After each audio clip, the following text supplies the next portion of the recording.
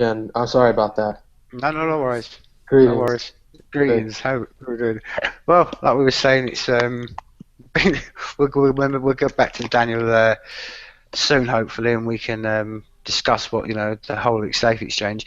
But I mean, again, so you were just saying before we went live there, Brady. There's a couple of things you wanted to bounce off of me, so go on, but bounce Oh, away, man. yeah. Actually, I want to organize some kind of contest that would um, take some of these collaboration tools I've already been looking at, and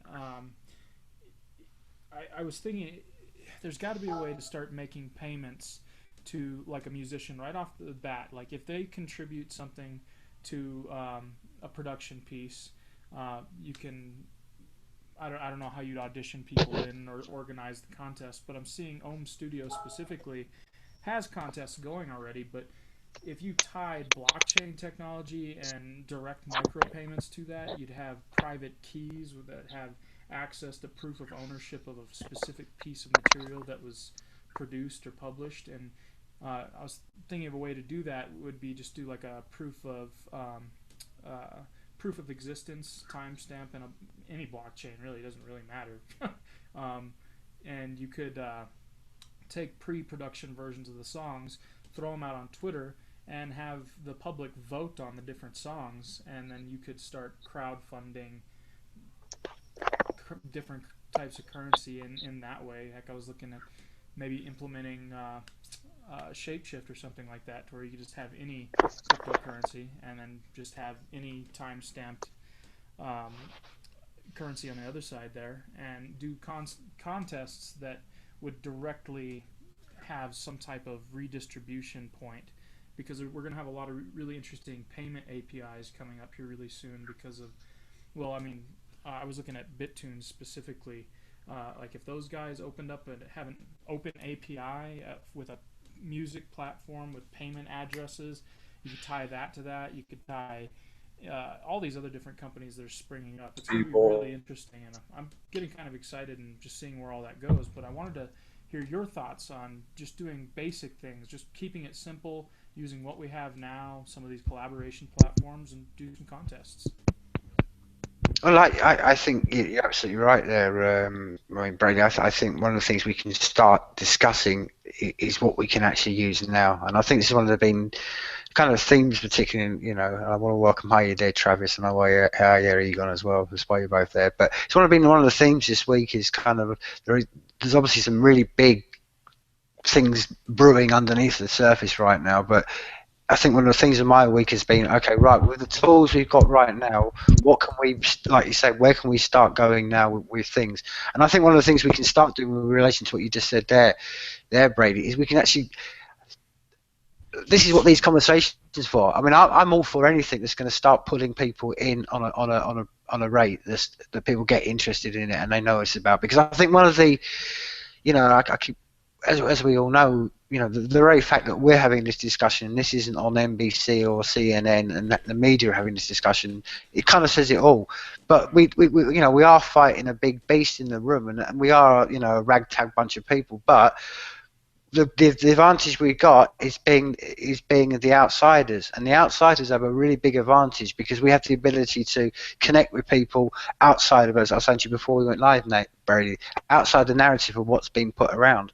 So I think right now it is where we need to get our heads together. That's what I like about these meetings, because exactly, if we can find my only my report back to you would be regarding the actual blockchains and stuff like this. I mean, I think it's a step back from that to find out how can we even get this into people who aren't even aware of blockchain and aren't even aware of cryptocurrencies.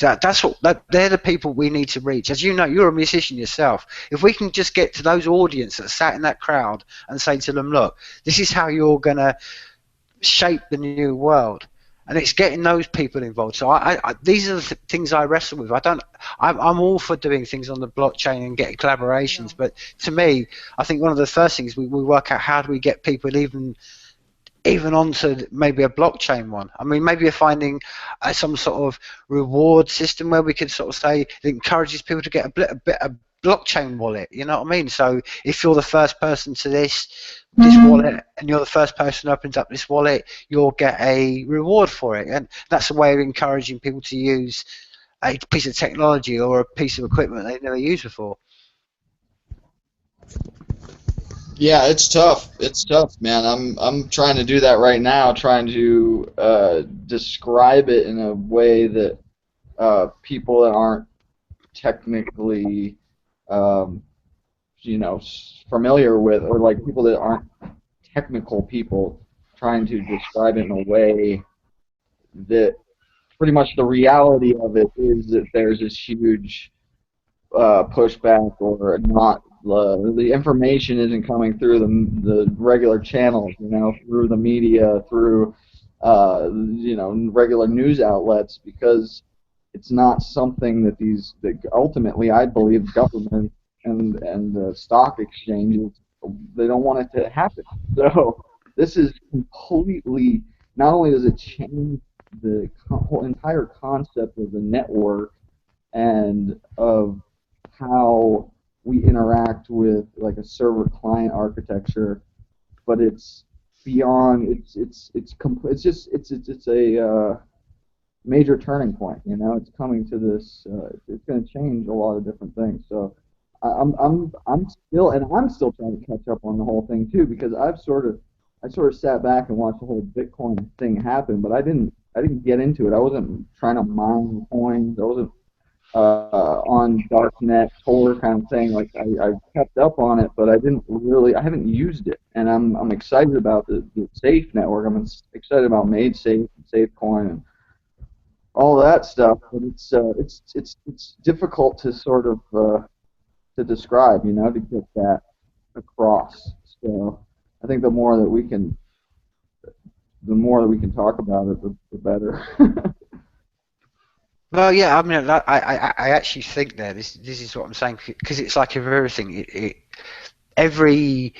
It's the art of war process. I mean, every weakness that we perceive we may have, and the strength of the other side, can actually be utilized towards the strength of us. See, one of the things right now is, because we're not spoken about, because nobody knows about SAFEnetwork, and because we're having these kind of conversations, and they're out there having already.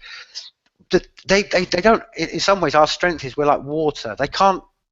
We're hard to sort of capture, because we're not all sitting here talking about mining coins and becoming rich. We've all got different angles and stuff like that. So I think it actually, what you're just saying there, Egon, as much as it's like you say, to me, it's an absolute. And I think future generations are going to look back and think, how did the media at the time not talk about this? Which is an absolute disgrace, really, when you think about it, because they should be out. The journalists should be talking about this stuff, because this is good for them. But we live in that kind of world, and that's not a rabbit hole we all want to go down. But the point I'm trying to make is, the weakness is perceived right now of what we have, as in we're a small number of people. These are our strengths, because we've got the ability to, as I was trying to say earlier on, we can go out to real audiences and say, okay, let's not lose this in technical language. Let's not talk about mining and farming or whatever it is. Let's try to keep it very simple. And I think the simplest way I always say to people is, look, this is just going to take the middleman away. And that's all I try to say to people, and then go out and try to research. But I always say to people, it's the removing of the middleman. And the SAFEnetwork I always describe as basically like, this is the internet part 2, as it should have been in originally, with no middlemen, no central control, nobody sort of, like corporations or states or anybody coming in and telling us what we can't say and what we can't do. It's just how it should have been. And I think if you just, this is what I was trying to say to Brady earlier on, these are the bigger questions where we're at, and I think in 2015 these questions are not just about technology. These are wider questions about all of us in society, and about us taking control of our own lives back. Whether it is, this is why I try to fly the flag with people like Travis and his medical one, and people like this, because we've all got to take control back of our own sovereign beings. And this is to me, that's the next evolutionary process. And I think works two ways. I mean, this is why I talk about this regularly, because I think we've got momentum of history behind us. And I was saying to Brady before we went live that we know that the people who want to control, we know what momentum they've been pushing, and ahead of us we've got AI, you know, I raise this a lot of times with a lot of people, but it's a white elephant in the room that no one's talking about. That AI is going to happen eventually, and right now, where we are in this little bit in the middle, we have the advantage because we have the advantage of creativity, and we have that advantage. So we've got to utilize it and work out ways of making what perceived weaknesses, as like you were saying, Egon, whether it's our lack of numbers or understanding, we've got to make that into a strength of ours and spread it to people, because I think inevitably the system is in collapse, and I don't care when that's not a political statement. That's just a general. The whole thing is about to collapse, just generally. It's too centralized. The whole, whether it's technology, whether it's states, corporations, they're all in this moment. That's why it reminds me of what it maybe like to have lived maybe 100 years ago, when, you know, technology was starting to come then with cars and people moving away from you know, stagecoaches and stuff. It's going to happen, and it's just what this is the advantage we've got. We can shape this. Anyway, I've gone on and talked too much, man. Go on, please. I just end up riffing all night. Go on. Yeah, with the horse carriage, I don't know if you guys can hear me. This is a new Mm-hmm. mic. Oh. The horse carriage, I mean, no one went out and sold everyone on the idea. You just had a few trailblazers, and they used it to their advantage, and so people pick up on that. So I think it's just a matter of living your life, and people realize the utility. I missed part of the conversation, so I didn't hear the original question.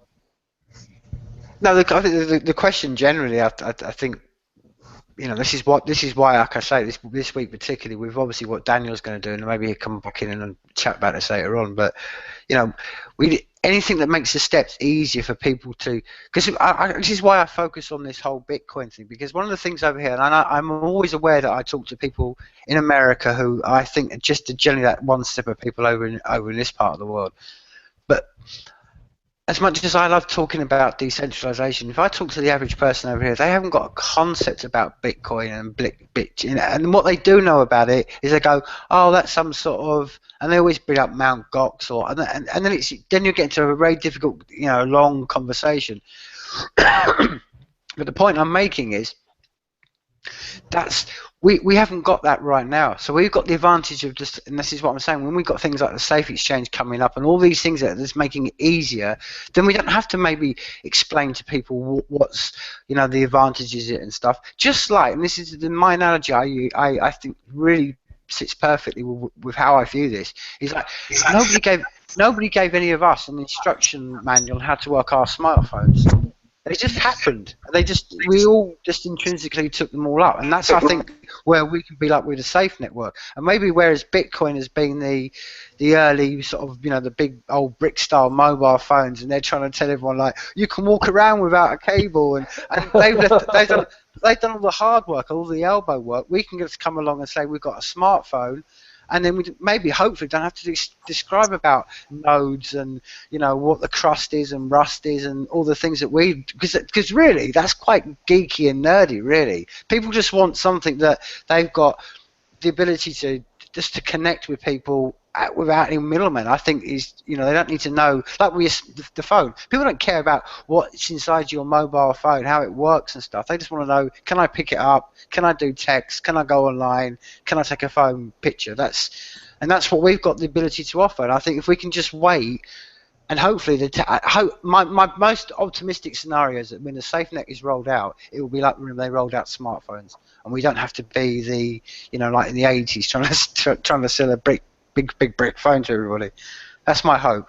Well, and if it works the way it's planned and the way we've been trying to make it work, then people will start adopting it. You know, if it's once it really comes into regular use. I think the concept of I think Daniel was talking about like this concept of contracts, like a arbitrarily defined and fulfilled on whatever basis kind of digital contract was really interesting. So I'd like to see some more real-world examples of that, you know, trading goods and services, whether it be, you know, anything, you know, anything, any sort of agreement.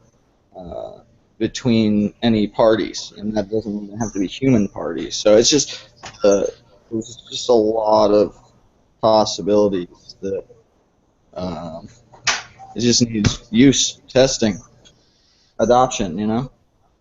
Having people all over the world with different interests and creativity, different talents, all kind of working on something different. I mean, how could we not come up with something that's world changing? It's exciting. Through that.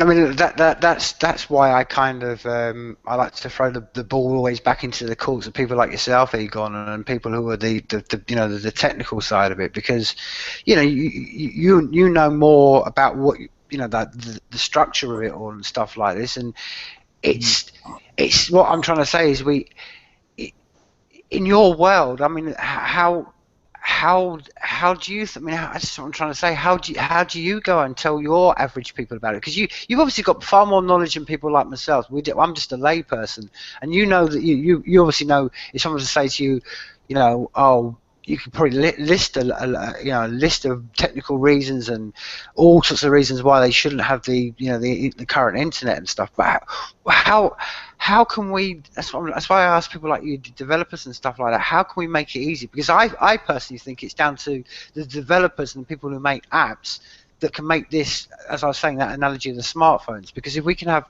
more ease of use when it's starting to get more use of the network itself, then that's all well and good. But I can't build an app. I haven't got any code knowledge. This is what I mean.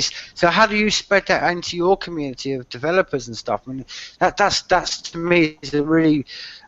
That's why I throw that ball back into your court and say, okay, how are you? What can we do as non-coders to help people like you, so to spread it into the world of app developers, so people can build the apps to make this as easy as possible to use. Right. Yeah, and that's why I'm trying to familiarize myself and even just get up to speed with the different. It seems like there's a lot of fragmentation. I'm still unclear about how the generation of cryptocurrency is involved with the traffic and the processing, the offloading of the actual storage of data and transfer of that data. A lot of the stuff, again, it's like, I'm working on other things as far as like compute clusters, Google compute clusters and cloud services, and managing exponential whatever an n number of nodes simultaneously, asynchronously across those systems. So like the way that the structure of the network has changed, and I have just started really looking into what I would consider like real world apps. There's so many applications for the Safe Network. I mean, there's endless possibilities for it. It's, again, like you said, it's back to this is the way it was originally intended to be, when Mark Andreessen or whatever, that quote where it's like, this is going to be how it works. There's really no getting around it. I mean, you can be in denial of it, but it's going to happen, and that's all there is to it. So you might as well get on board, understand it, use it in a way that makes sense to you, and those applications are key. So what's going on with like the Safe Exchange? Daniel's been behind that for a while now, and it's that's sort of out of his own background. He's coming from a real world and technical understanding of financial systems and how things are going on within larger like corporate like hedge fund entities and like New York like stock exchange kind of stuff. So applying that to a decentralized model is really cool.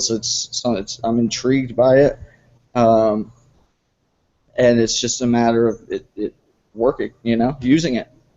So I can describe it in whichever way, but it's all coming together, and it's really big. It's a big deal. It's a huge deal.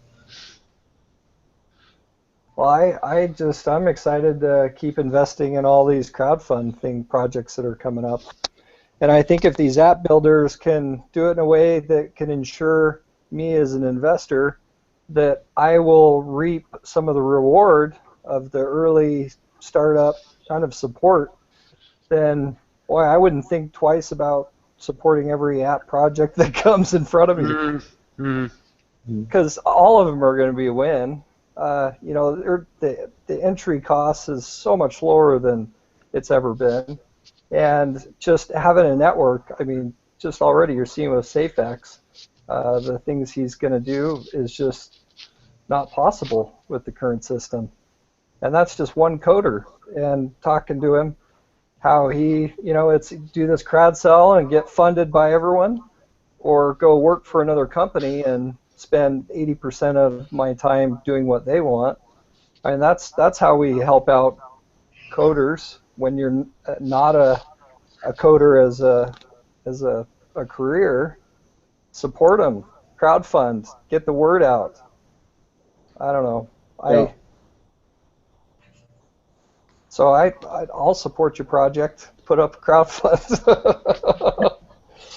I'll do it in a second. No, Or even I just think porting things over. What I was thinking about was porting like games and just making use of the network in and of itself would be really important. Putting IRC servers, putting just getting it flowing, get the traffic flowing, see really what can be done with a decentralized model again. I thought that was really. I was watching some demo. I can't remember exactly, but it was showing file sharing, like virtual file system over the SAFEnetwork, and how the metadata was transferred, and the file itself wasn't transferred until it was accessed. So things like Dropbox and stuff, how like cloud services work, they're like syncing up and moving everything you log in on a service. It starts pulling stuff down, sticking on your local machine. So, if in the 10 whatever small % chance that you ever actually go and click on this file, you just got a bunch of crap laying around, and it doesn't disappear when you log out. So it was pretty neat to see that in place of how you would manage virtual file systems, cloud storage over a decentralized network when you can't really, the bandwidth isn't, you're trying to keep that as little as possible and not be pulling down unnecessary data when you don't need it. So that was really cool. Streaming music, gaming, multiplayer gaming. I don't know, just any sort of application on that network is exciting. So. well, that's the point I was trying to make, Egon. He's trying to get people to, particularly app developers and people who are in your world and the circles you may meet, it's trying to get the light onto their head of saying, because I was saying, any app you may build right now, like Travis was just saying, it's like building the first Google or the first Facebook or the herd will eventually flip. I mean, it'll happen, just like nature happens. Here we are. We're a few little outliners, and we're here we are. But we can have that view back at the herd, and whether it's a year, 2 years, I think it's going to be far quicker than that. But they will flip, and then you'll have companies all jumping on and saying, well, wait a minute. Because this is the point I'm trying to get to. I know this excites the people who are around the creative industry and the people on the edges right now. But what I've really failed to understand, and honestly I do, maybe because I don't know aware of it, but I fail to understand how sort of big structure organizations aren't all getting really excited about this and thinking, well, wait a minute, we're all paying out middlemen, agencies and stuff, and we could just take all our stuff off, and let alone all the security elements and stuff. And I'm surprised it's not making more of a traction into that world. No, I know that, as we were saying, beginning of this conversation, you ain't going to hear this on CNN. You ain't going to hear this in, that's, I know that, we know that, but I would imagine, I don't know. I'd imagine around that too. Sorry, I didn't mean to interrupt. I wanted to agree with you because I've been thinking the exact same thing. Like, how has this not been adopted? Like, once the application, once it's oh shit. Okay, I thought my battery just died. I have no clue. I'm working on this new Linux build, and I have no battery monitors or anything going on, so it's just probably gonna die here at some point. I'll try to find a plug. But what was I saying? So yeah, how the adoption of this, and again, it like goes back to those sorts of contracts and being able to have cryptographically strong, secure way to do like micro transactions and per paid view, click whatever, all of that stuff be backed, verified, and and totally necessary. Like it's like a lockout kind of thing. Like this would be something you'd be all over once you knew how it worked. So like you said, the herd mentality is going to pick up once it becomes the thing, the new thing, and it's going to be a race. It's going to be crazy. It's going to be crazy.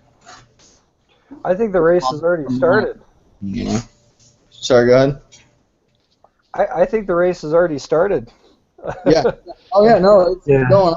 I'm trying to catch up myself. Yeah. Quick.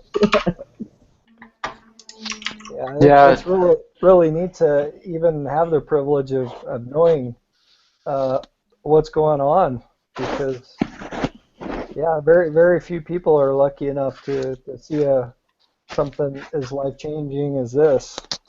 In the very beginnings, it's pretty exciting. Well, as you know, Travis, that's why that's why we all fly the flags in all our various lives of trying to get this, because that's what I'm saying.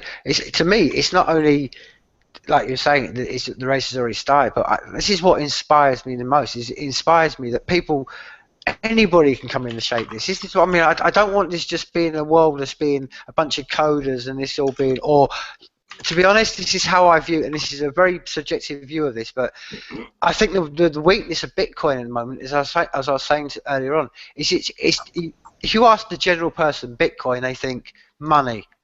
And this is what I'm saying. We've got the ability not to have any of this and say, right, and that's what I mean.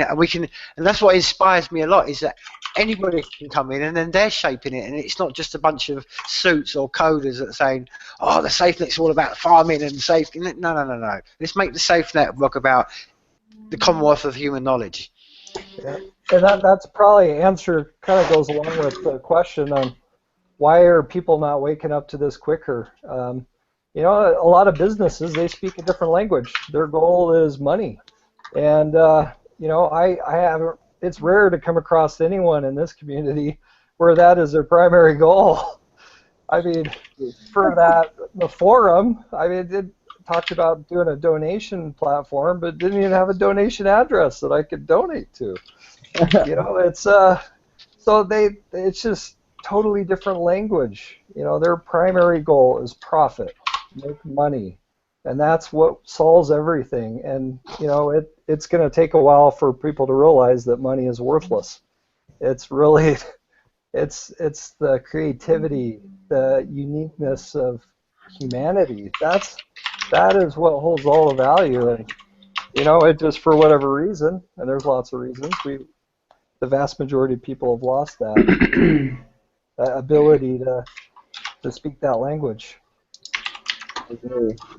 I think the thing with businesses, though, Travis, and this is what gets me, and I imagine it's the same. I wouldn't imagine it's any different from where you are now, but it's middle management.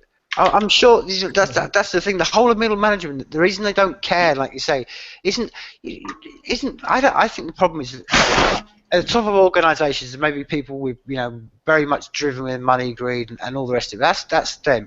But the trouble is more that the middle management haven't got a clue, and all they do is get up every day, put their suits on, go to work, do the best they can to try to plug all the holes around them, and then they go home at night, switch off and watch X Factor, go to sleep, wake up, and do it again.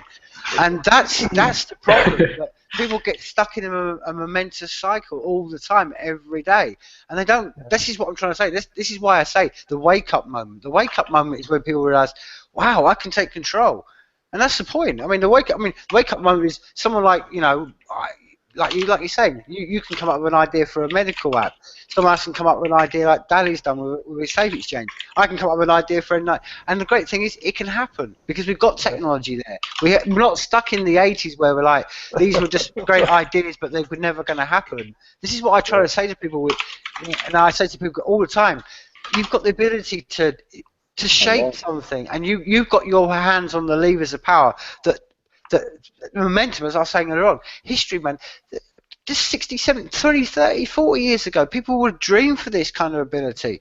To have even to have the idea that we can take some of the power back away from this is something that we have to not only hold on to, but it's a great tool that we've got, and I think it's really inspiring that it's been done by, like as you said, Travis. But I've never had a conversation yet with anybody involved around this who's ever said to me, my aim with this is to be a billionaire by the time I'm 5 years down the line. And that is, to me, is a truly inspiring thing, is when you know this is there's nothing anybody can do. Yeah, I had an interesting thing that happened to me yesterday even. So I'm driving my electric car, running low, so I go to have a charge, and I'm trying to do a fast DC charge that charges the car in 20 minutes. And I had to find a charger, and there's only a few, even in a large metropolitan city that I live in. And so I finally get to a charger, and I'm sitting there talking to other people in line to charge their vehicles. And well, yeah, we've got this company that's finally going to put chargers in all of our city. So I go online and go to sign up, and they want a monthly fee, 2-year contract, and I'm like, I just want to charge my car. So just within one day, I have a plan on how to use token, and I'll probably use Counterparty since they're already set up, a vote system, and I'm going to crowdfund it and build my own damn fast DC charger. And it's that quick. Just, I have a problem in my life, even though I know it is a ridiculous problem to have, but you can solve them. One person. It's pretty amazing. Yeah, and one of the things that I wanted to point everyone towards, I don't know if you're aware of this app, but I think it relates to exactly, Brady, the very point that you were making, right? When we started this whole sort of this conversation off, was how to make this adaptable to everybody else around it. There's an app at the moment right now, and I'll put the link up. It's called Bitwalk. Basically, it's called Bitwalk. Hey everybody, here's Bitcoin.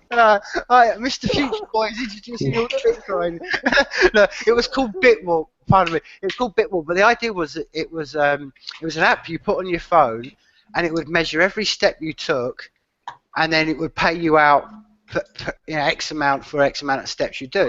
And they were saying at the moment it was a very small amount, so they were saying the average American, I think, does 1,500 steps a day, and if they did that every day, it'd been about $10 a month. Not much, but then he said, the guy was the interview I was reading, he said if you imagine that in somewhere like Gambia or somewhere in the middle of Gabon, in the middle of Africa, and some guys walking around, that's a lot of money. But these are the great ones, because it was like, that came into, the reason I mention it, that came across in the mainstream media, because it was all like this whole, they could put a story around it, oh, you get paid to walk, and these are the kind of incentives that we need to be putting out. Do the same. I thought, great, do the same with SAFEnet. Put an app out. Every 1,000 steps you take, you get a Safe coin, or you get a Safe Exchange coin, or you get an N99 coin or something. We could do the same. I was thinking all the same, because basically, I'm just riffing here, but if that whole algorithm is based on movement of the phone, as I understood it. So it's obviously working out how, what a step is. Then couldn't you implement the same algorithm? Go, okay, any movement. So then you could have, right, okay, I'll do that app not for walking. Let's have a musician's one. So every time a drummer's doing this, he's clocking up some safe coin or clocking up some safe exchange coin or whatever. He's doing any movement, and then we can start. That's how you incentivize people in, because it's like, wow, I'm actually starting to gain some resources just by doing my everyday life. These are the kind of things I think we should, incentivize people in. That's what I'm talking about, app builders, because I can't build these apps. Yeah, we have to find a replacement. People are losing jobs. A lot of things are getting automated. And you mentioned, middle management. The previous company that I finally just quit because it's just, I had 6 managers over me.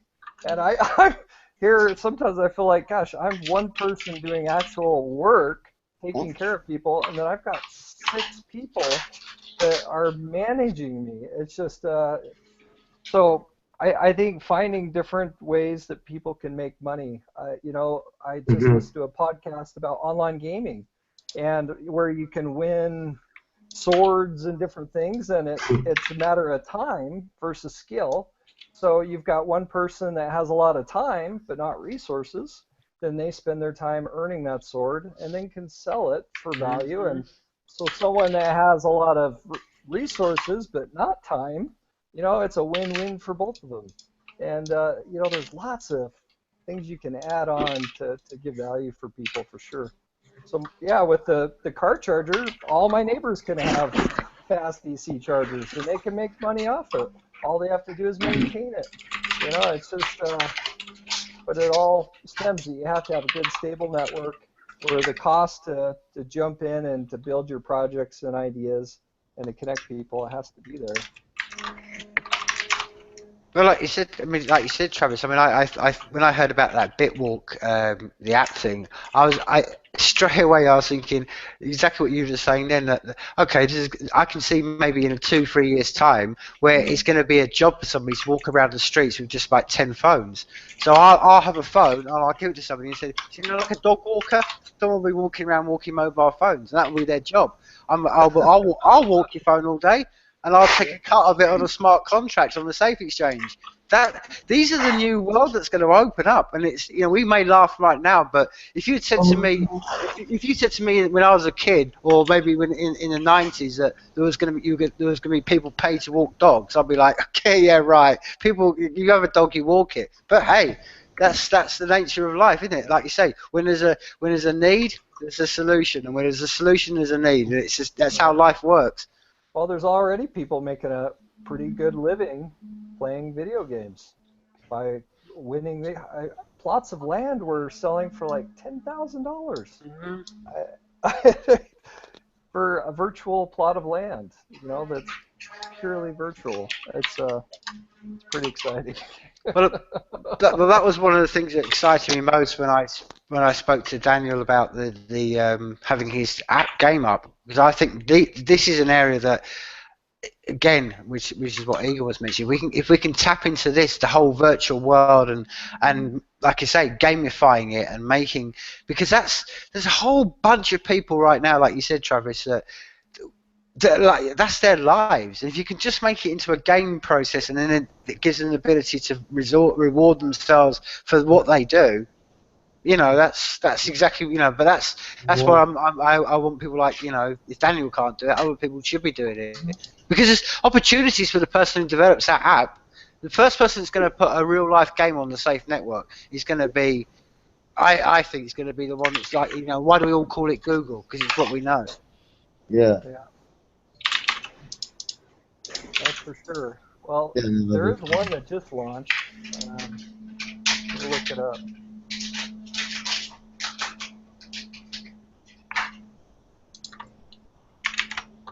Sorry. Sorry. Go through the keyboard, dude. Mic your mic or mute your mic if you're not going to say anything.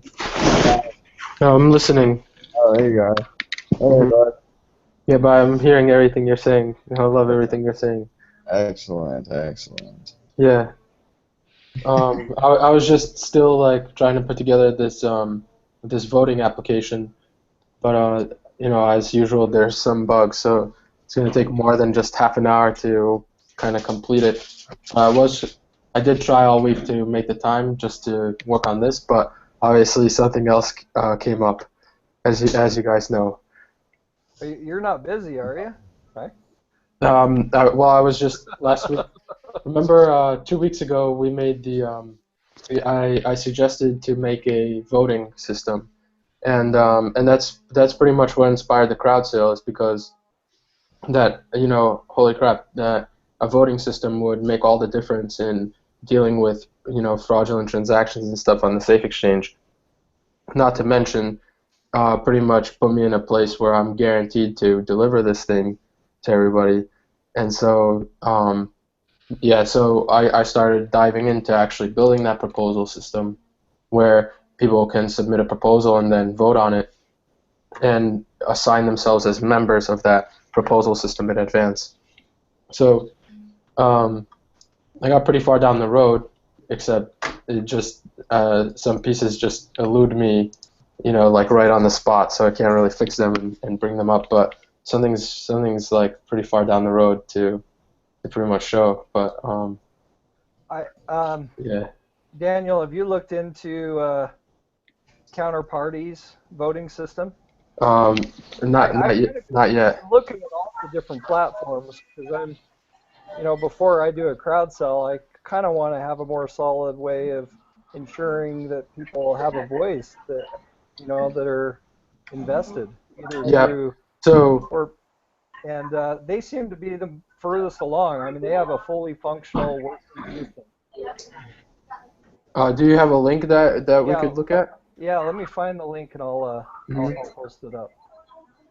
So as far as keeping track of who gets to vote, yeah. Yeah, so they just attach once it's whoever possesses the token, they can create a voting token on top of that one, and it automatically gets distributed to every token possessor. Right.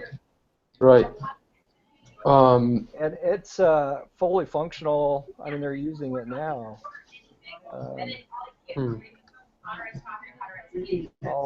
I'll look it up. Yeah, the one that comes to mind, because the Safe Exchange coin is on the Omni thing, on the Omni protocol. So what it lets us do is we can read what everybody owns at a certain time, and then let people who own those coins from a certain time be able to vote on things. So like, and hopefully we get our own implementation on the SAFEnetwork that has, I think, probably an enhanced security compared to all the other platforms in terms of their future existence, right? I'm really excited to see how blockchain technology mixes with distributed network technology. Yeah, indeed. I was dreaming about the converting bitcoins with safe coins, where like you can store the transaction right into a message, and someone who decrypts that message with the transaction inside can now broadcast it and take ownership of the coins that were connected with that transaction. So it's like you're running bitcoins transactions inside of the Safe Exchange, or not Safe Exchange, but I mean SAFEnetwork. And obviously I would introduce all that software into the Safe Exchange, and then people would be able to understand and be able to use that software in their own work and stuff. So I'm mainly excited for things like that, where we're pretty much empowering all people to more easily deal with things. Yep. Hey, John. Oh, hello. How you doing, John? Yeah. Hey, I've been busy. Our interview goes live in about 7 minutes on LTB. It should be up on the forum by now. Wow, that's exciting. Egon, is there? You there, Egon? Do you want to ask? Did you want to ask Dally that question that when he was there, he wasn't there earlier on about? What? You wanted to, there was a question you wanted to ask me about the Safe Exchange. Something about the contracts, um, and how. I guess my new question is this voting, uh, how that would be managed, or like who would become involved in something like that, like Yeah, definitely. how how the contract is fulfilled and how these parties like do some sort of mutual trust of a like voting or clearance. I don't know. It seems like another Yeah. middle hand sort of scenario, but I don't quite get it. Indeed. So, like, if a person wants to have a reputation, they can accept votes for their profile um, or for their contract itself. And so, um, a person can either have votes or no votes. And having votes and positive votes will positively affect a customer that they will trust and try to use your service. They'll use your contract to fulfill, what they want to acquire from you. And then, as far as the contract is concerned, so there's a simple querying language that I will expand and develop for the acceptance of many kinds of fields and to interact with many kinds of fields. Like, obviously, the field for dealing with a Bitcoin transaction will be different than a SafeCoin transaction, and so it's going to be a lot of time to devote to understand all those fields that people will want to use, and then to expose them for people to use at their free will. So, like, if I get Bitcoins to this address, then I want to send X amount of SafeCoins to someone else's SafeCoin address. So to do that, it requires quite a few fields just to even do that. But once they're made, it becomes less geeky. It becomes just, I got to the store, I tell the person what I want, and that's how simple the contract interface is. I get to the contract interface and I just tell the computer what I want, and it fulfills that deal for me. So I'm thinking like computers will become very commonplace for people like to even carry around like a little Raspberry Pi, not their cell phone, but something more versatile than their cell phone, something like a Raspberry Pi or something. And I think like things like Travis mentions about like medical stuff, and it's fascinating because people will need some kind of more versatile device that isn't connected with a telephone service and compromised and stuff like that. Like, kind of want to have your own machine, like your own personal computer, like for real. And Yeah. so I I saw. feel, yeah. I saw I think it was a crowdfund Kickstarter thing for a home base. It was like a desktop machine, but it was secured uh, with a key. It was encrypted, and then it had like this shell over it. It was like a like a circuit, like encased circuit board shell, so that if it was physically altered in any way, it would completely wipe everything out. It was like this hack-proof, like little node kind of device. It was bigger than what would fit in your pocket, but I thought it was pretty interesting. I'll try to dig it up. It was like a super sort of secure computer, like off the shelf. Yep. Yep. So I've been getting set up for this crowd sale and generating keys that never hit the internet. It made me, take one of my Raspberry Pis and, pretty much just like I installed Armory on it, and like I just felt so powerful, not because I used the Raspberry Pi, but because the whole operating system is on a little SD card, and now I could use any Raspberry Pi on the planet. Not to mention the Raspberry Pi itself was just so like easy to bring with me. It's like I know they're still big, and I got really excited for that $5 Raspberry Pi because it's so small, and I think that's valuable. So, and I think people I think people should wise up and start using things similar to like just basic small computers that are versatile in that they can hold your Bitcoin wallet, and a secure one at that. They don't have to be connected to the internet, unlike a cell phone. It's pretty hard to keep it off, and because the connection, the wireless connection is built in to the cell phone. So then, like, if you wanted to store your medical records, you could walk into the doctor's office with your Raspberry Pi or something, or set up the forms in advance on your Pi, and bring in a USB drive or some kind of authenticator that stores your medical information cryptographically generated from your Pi at home, as opposed to carrying around the paper or transmitting it over the air and stuff like that. Yeah. Yeah, so there are some links. Travis had linked us. Well, on that very subject, I don't know if you're aware, and I think maybe Travis, it's something links into that as well.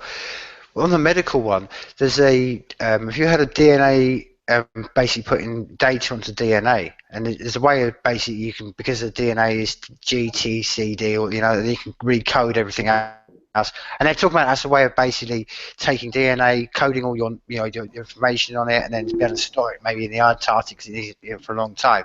But I just thought that may be a way, again, like you're just saying there, Daniel. It's a way of transferring. You can almost have your local doctor would have your little stash of DNA on it. It's got all your records on, and then it's just there all the time as well. So you could carry around a little vat of DNA around, or I don't know.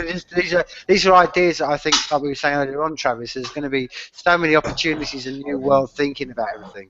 Yeah, no, that's our biggest hurdle right now, and why we're not better at medical record systems than we are, is just where do we store that priceless information that's protected and controlled by the individual, and who pays for it? I mean, just the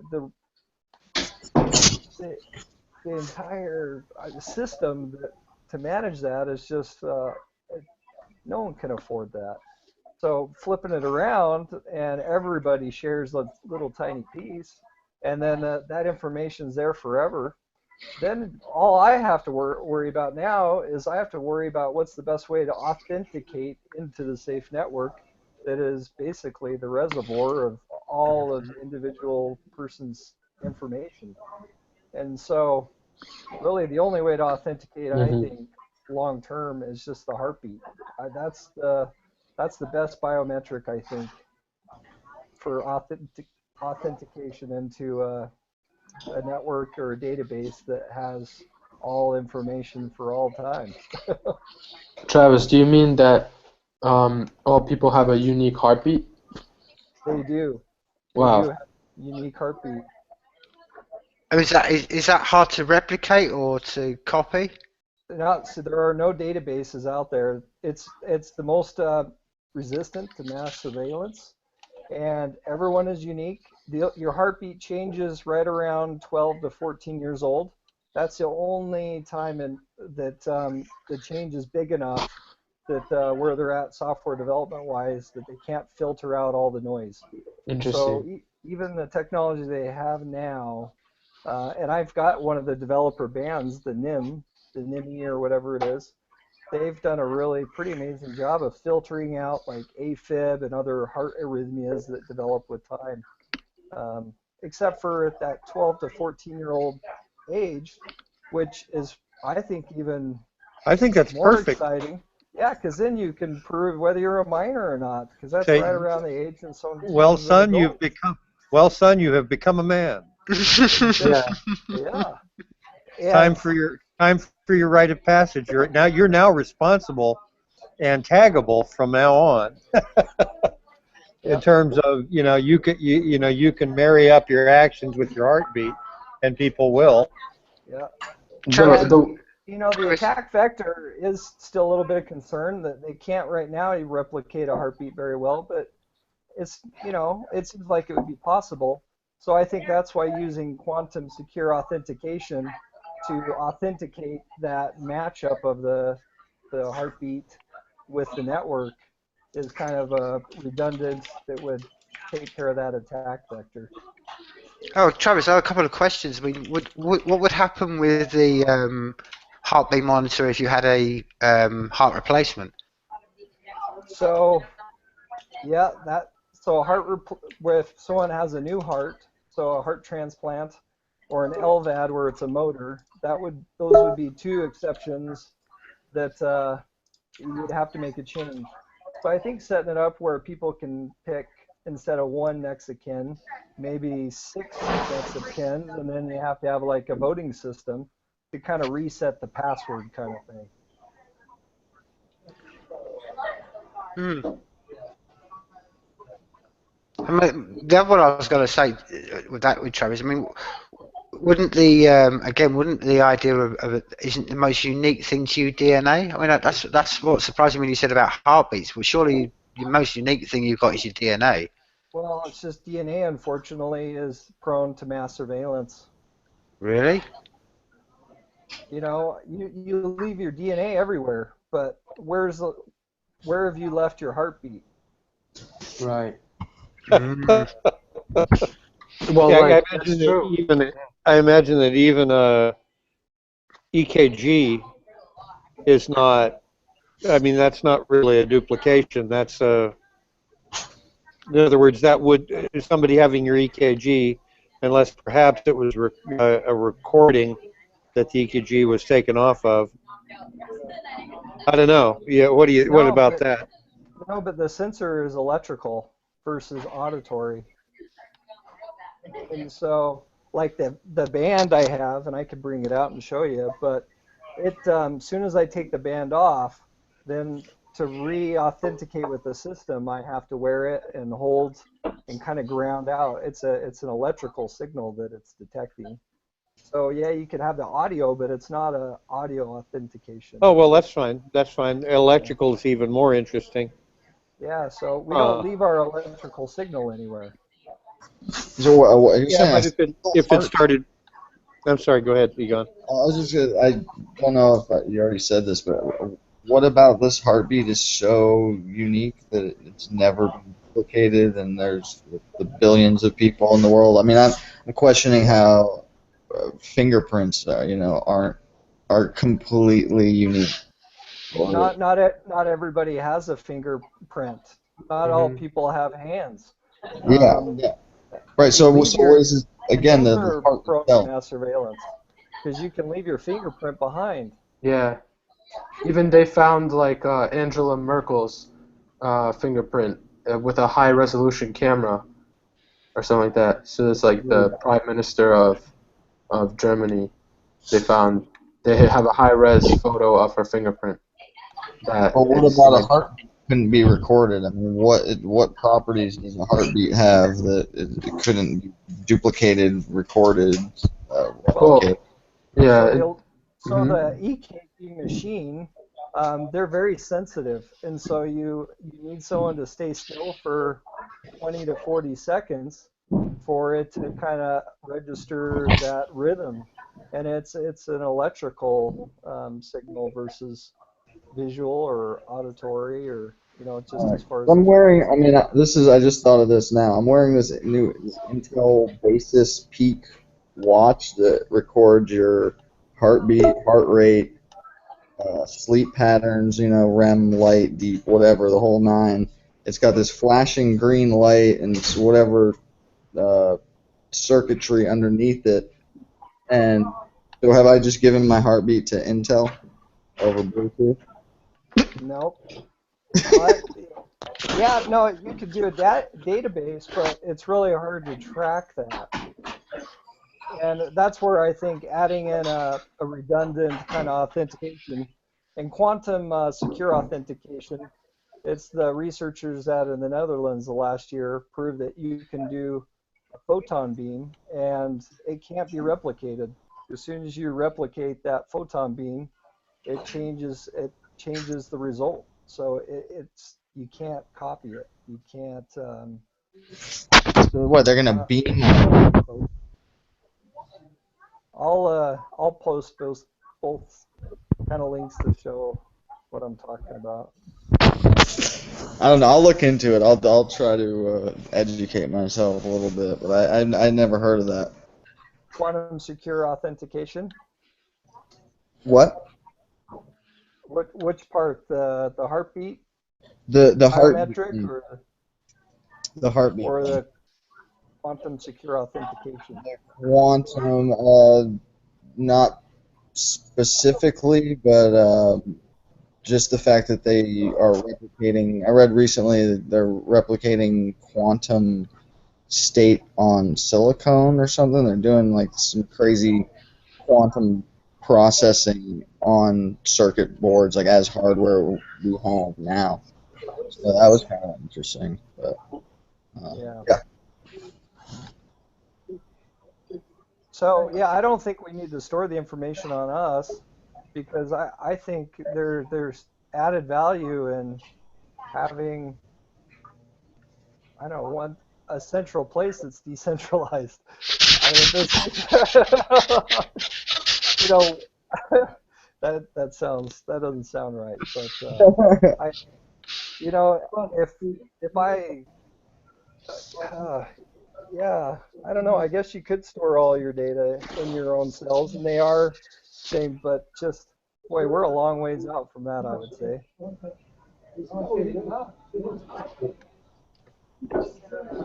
Daniel, I was gonna ask you this. What possibility do you think it is for an AI system to basically fork the safe network and basically start a whole new one, but just completely done by the AI? That's an interesting question.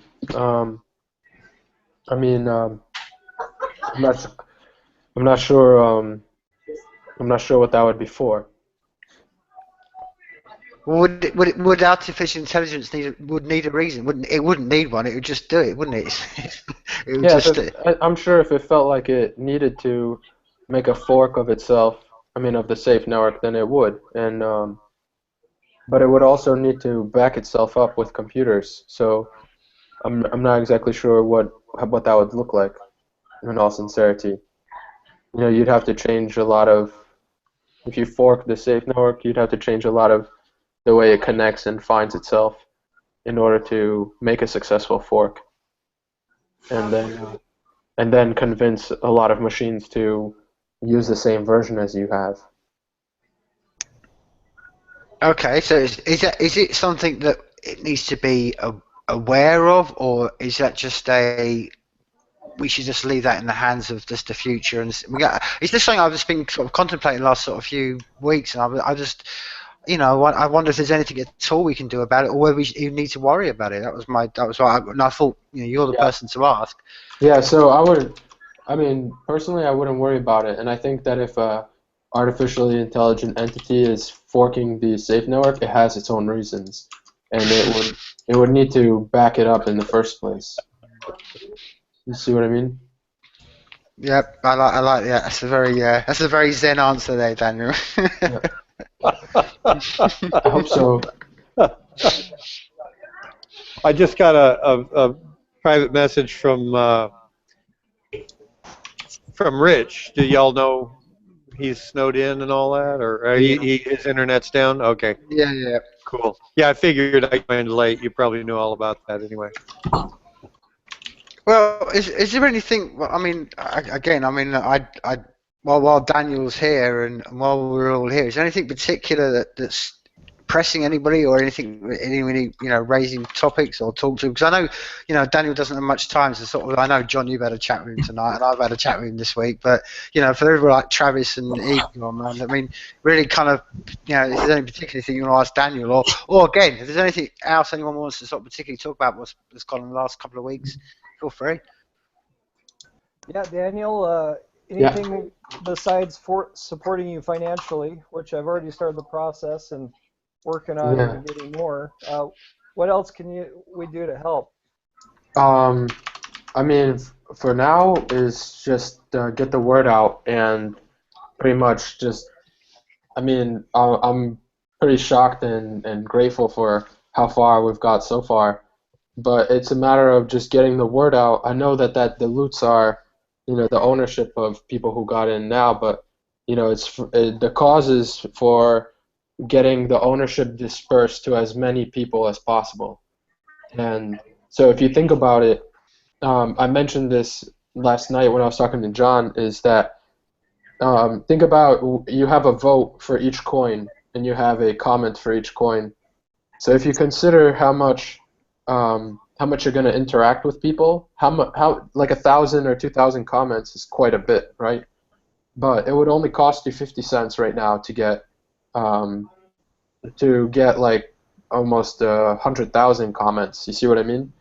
And obviously, if like people pile in there, and it'll reduce that amount of share. But the thing is, it'll probably come out to like $1 to have several thousand votes and comments, and those are recyclable votes and comments. So it's like that's the kind of word I would want to get out there. And in terms Well, of listen to the podcast. It's in our interview, and it just went live on LTB. yeah, indeed. So like exactly things like that helps a lot. And if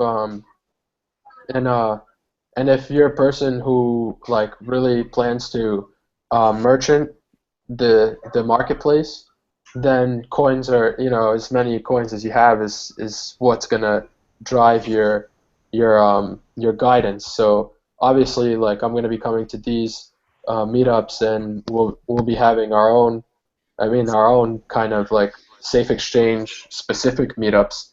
Mhm. So like this voting app, the Omni group need that voting app as well. It's on their to-do list, and it's also on my to-do list. So That's good to hear. That would be yeah. great. So I think what would be awesome is if we already have our entity. You know what I mean? That we can take account of people's opinions directly based on their ownership of the exchange coin. And That'd- so To like feel how like to I have a help. voice would be great. Yeah. Yeah, I think that's the help is that you're here already. You see, and if people see what you see and they see what I see, then they'll also be here. And if Yeah. if such a person is a coder, so like sincerely, like a lot of these concepts that coming out with, like even the white paper itself. I mean, I've been explaining that for about a year to people individually, and like even coders are like, yeah, it sounds awesome if you could pull it off.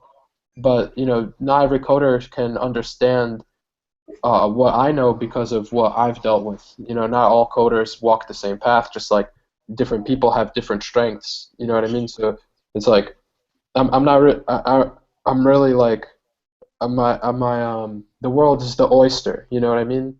And so to generate that pearl, like I focus on what I know, and so this is the thing that I know, and that's what I've been focusing on.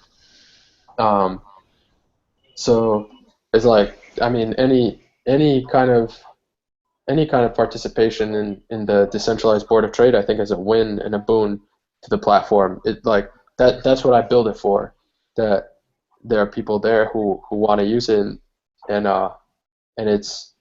understand this ease of how to say, like you can now trade more easily, and hopefully that means you have more easier experience between your product creation and sale to the person who champions what you're making.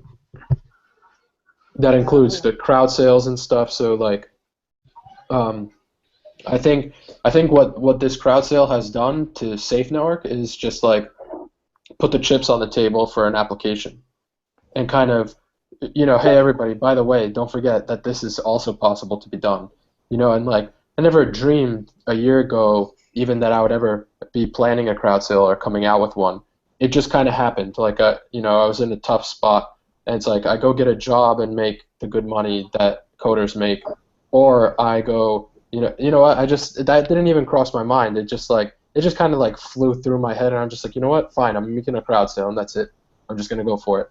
And then I compiled the whole year of percolation of ideas into something concise that I can show to folks that they could understand, in one document. If you just stay here on this page for 5 minutes, you'll get it. And I hope that was a good job. And another thing thank you. And I wanted to add that like the feedback from the forum really shaped it.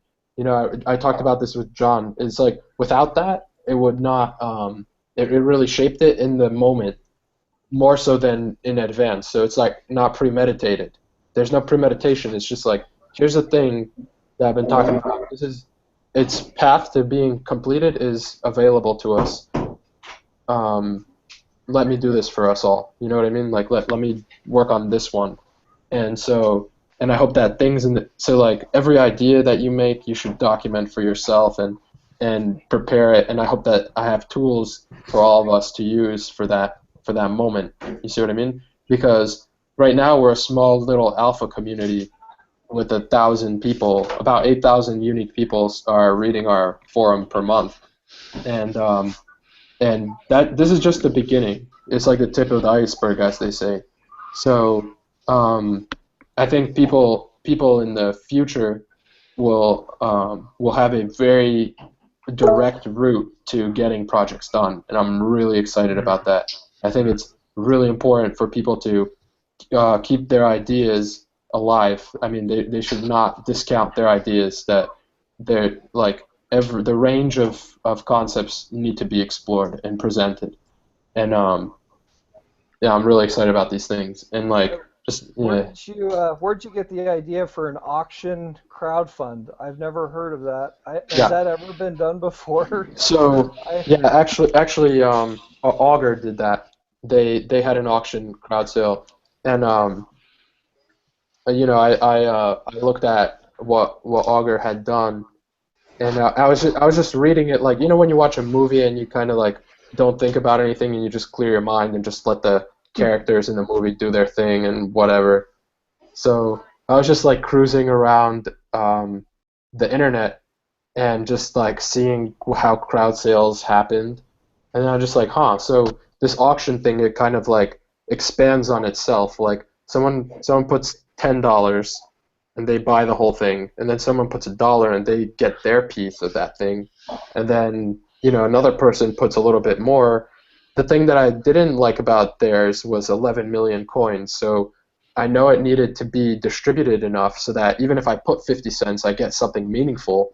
So, you know, and this 2 billion thing, I was fascinated. As soon as I got into C++ programming, this 2 billion thing I got introduced to.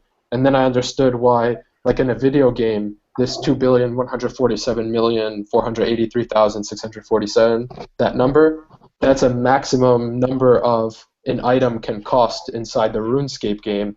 I was wondering, you know, since I was little, like, why is that the case? And then when I learned C++ about a year and a half ago, when I started working on Safe with all of us, then that's the biggest an integer could be. You see, so I was just like, oh, that's interesting. And then I think that's enough coins to distribute to everybody so that they can have a say on contracts and have comments that is not overbearing, so people can't just spam the hell out of the network. And it has to be a real-time moment to make those comments and those votes happen. So there's like a you have to keep the conversation youthful all the time, I think, kind of thing. You know, like, you know, you have to have a real vested interest to leave your coin attached to a comment or something. I love that. I love that concept of you just okay. Well, you want to comment? It's not going to cost you in the long run, but it's going to tie up your intention with that. Yeah. It's kind of like, well, I intend to communicate. Well, I'm backing it up with something that means I can't do something else for the time. I can always take it back, say, I want to do that other one more. Okay, fine. You can pull your token from that comment and it disappears. Yeah.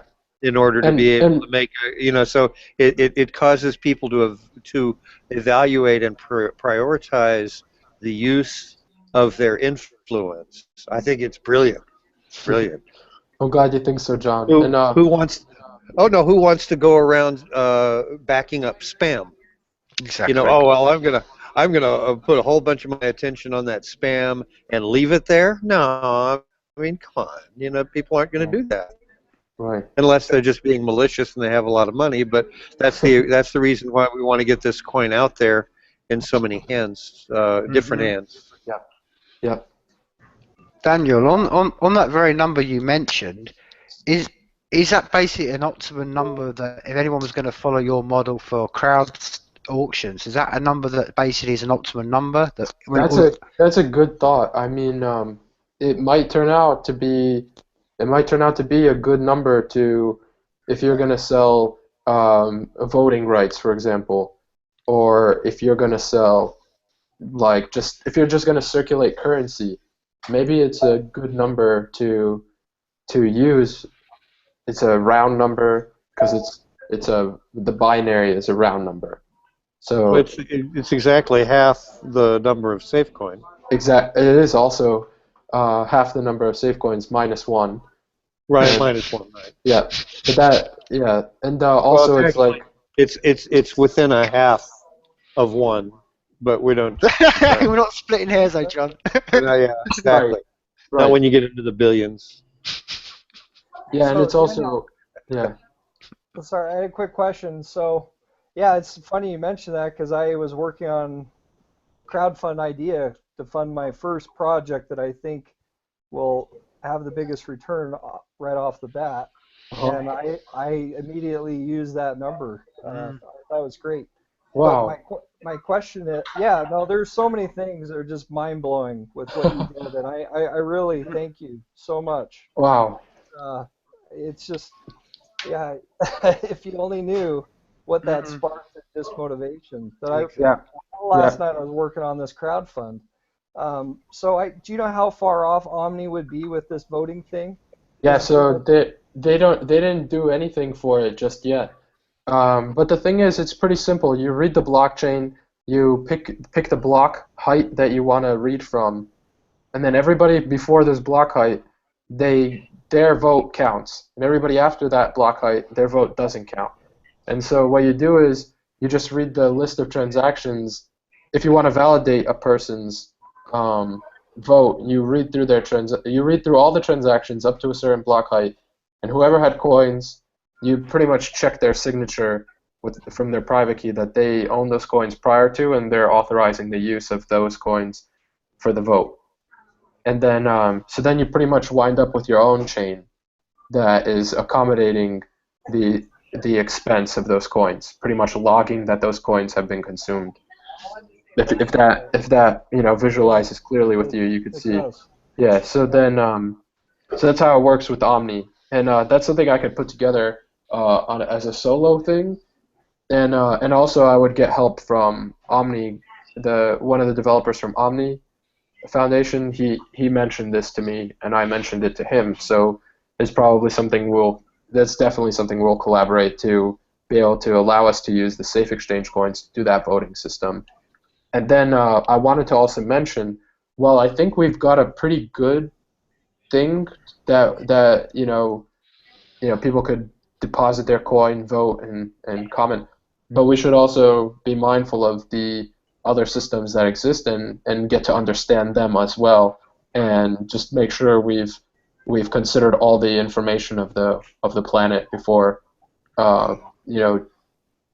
making a firm commitment to which voting mechanism we choose. Although, like in all sincerity, I think what we've got on the white paper is a pretty good shot on target as to really dealing with spam, and it's a good voting system. And we'll just wait and see, I think, how it'll pan out. We'll have a beta moment to make sure that it's all cool. Yeah, the implementation of it. I mean, if you can implement it as discussed, especially on the SAFEnetwork, it's really great. Yeah, I think that's easier. I think that way is more obvious to me than what we could come up with otherwise. Right.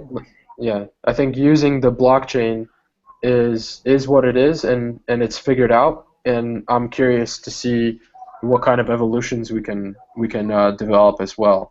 But something has to be there that does work today, and that's why I included the use of the Omni and the blockchain.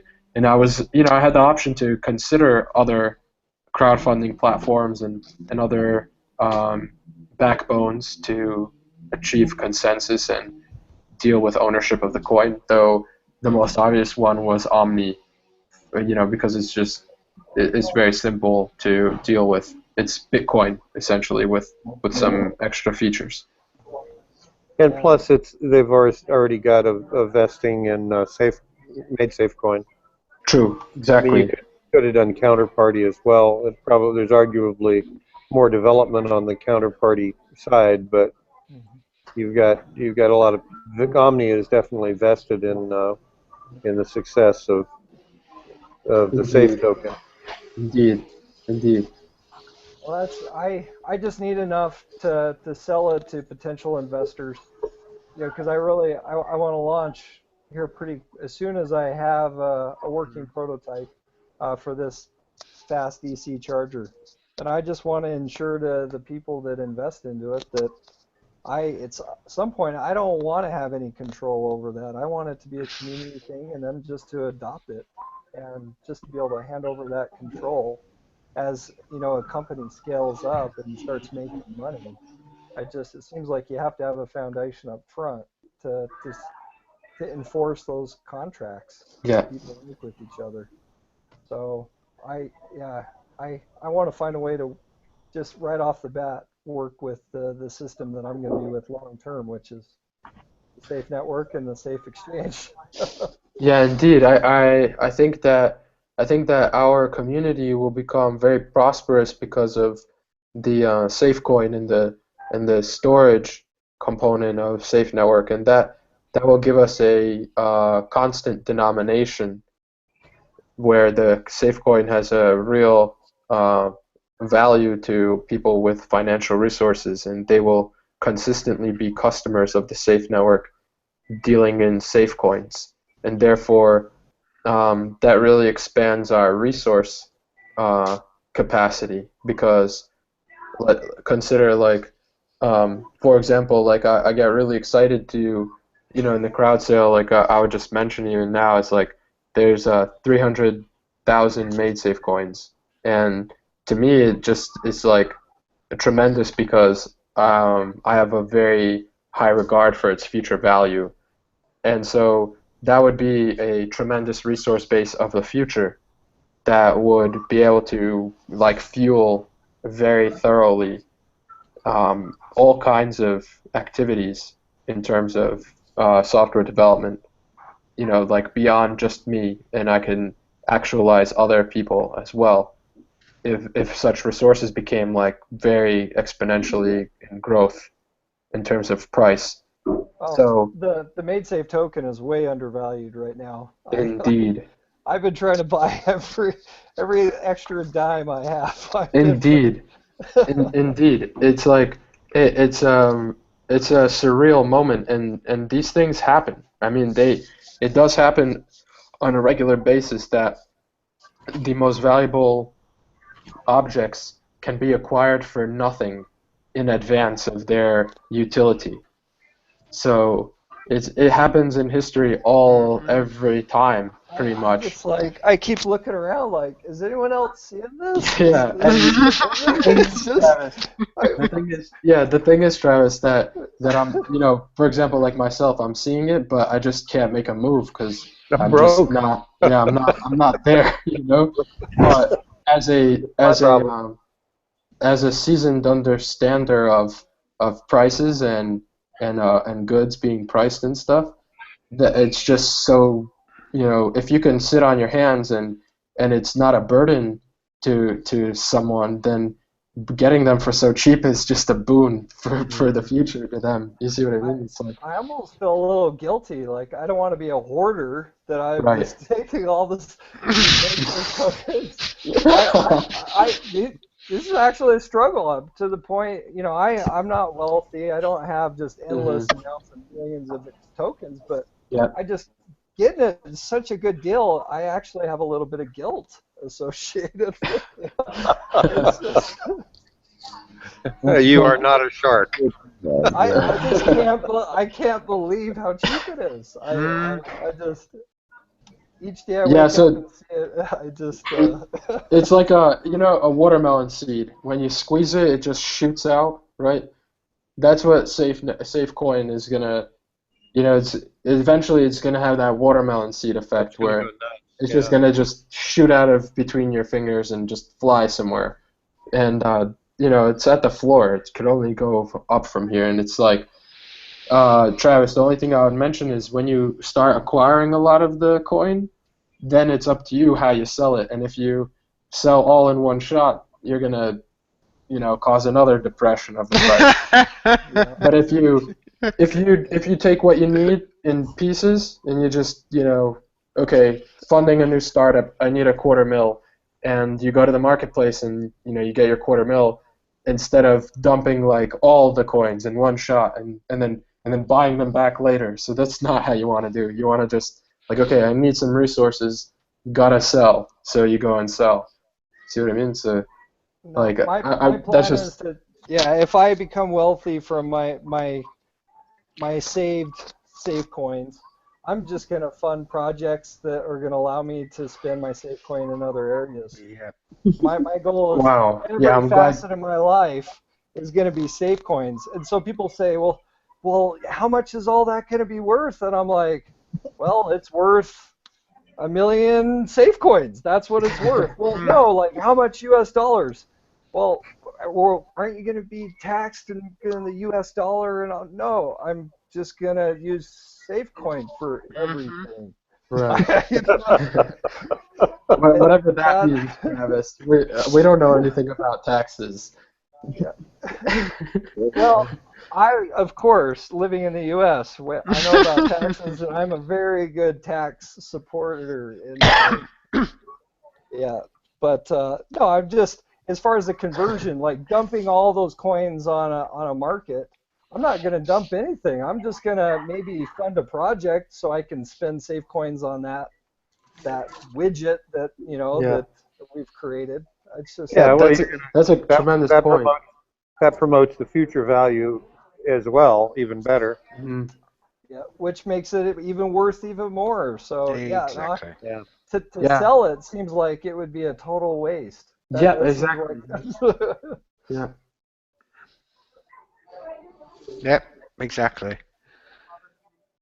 I'm glad you brought that up, Travis. That like in the first place, like some project such as Safe Exchange just, you know, gives more value to the coin overall. So it's like, imagine like even the remember the decorum.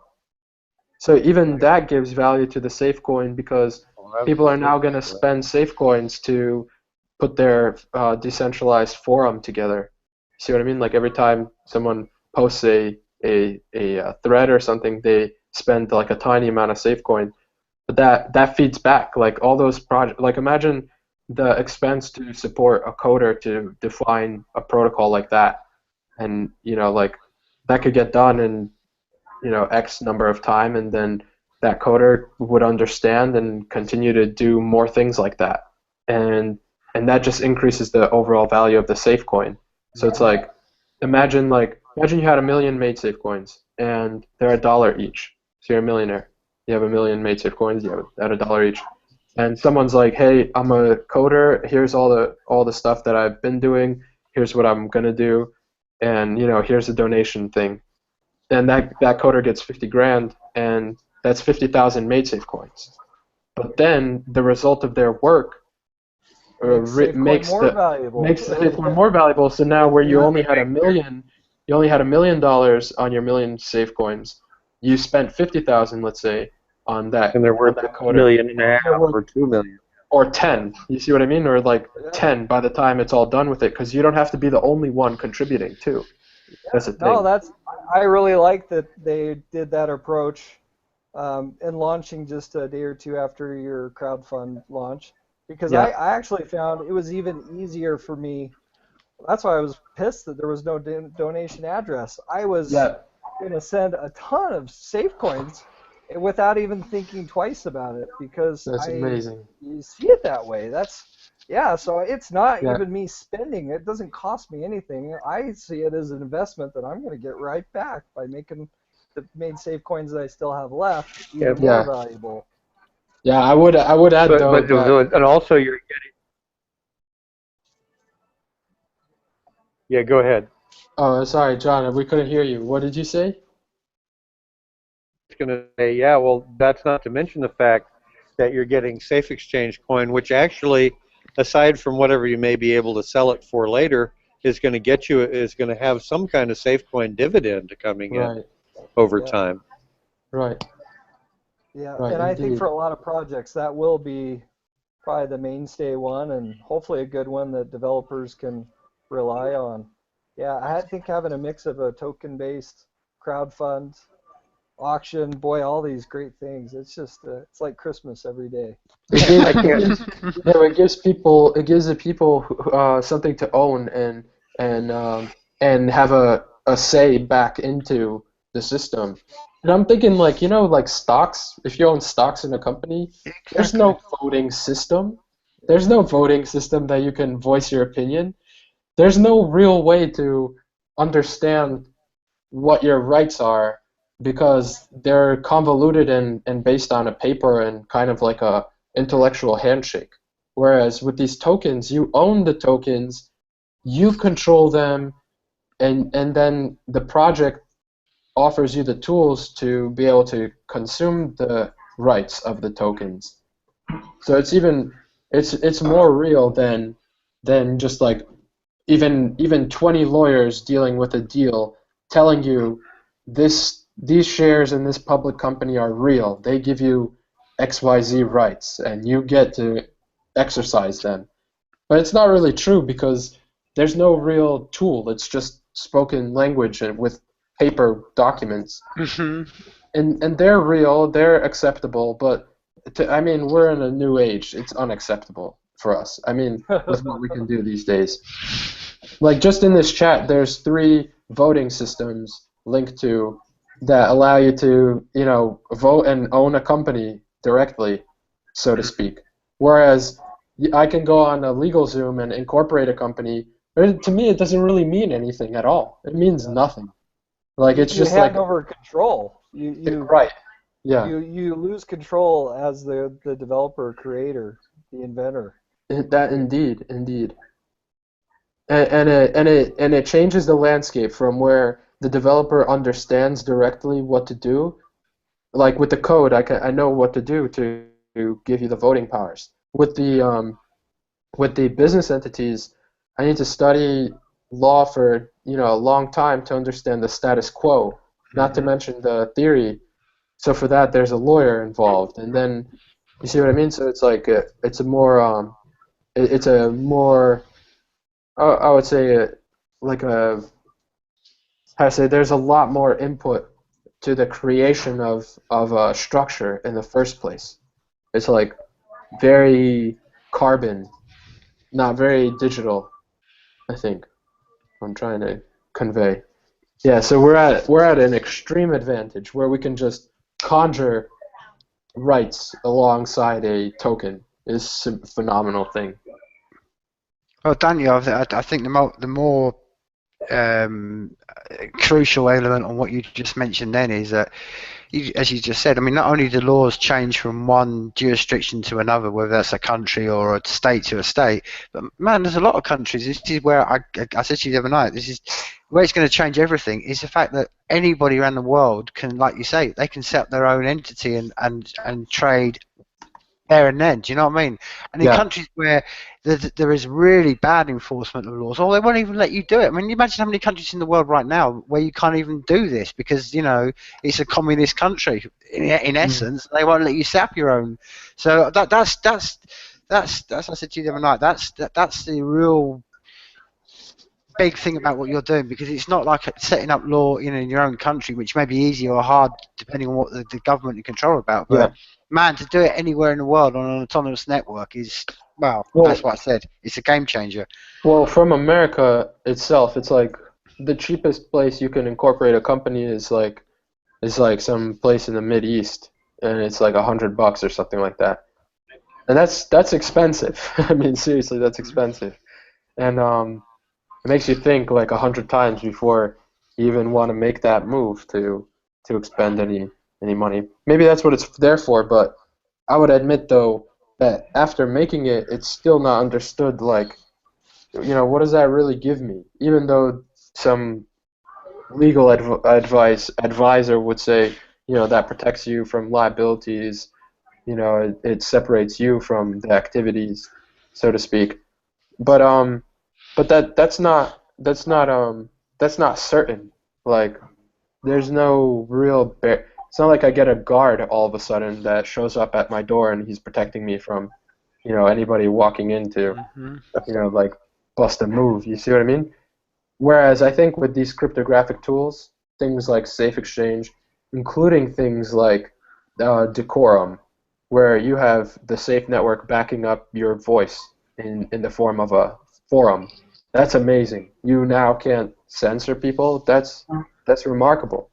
So, so just considering that I feel like that is a bodyguard, a real one.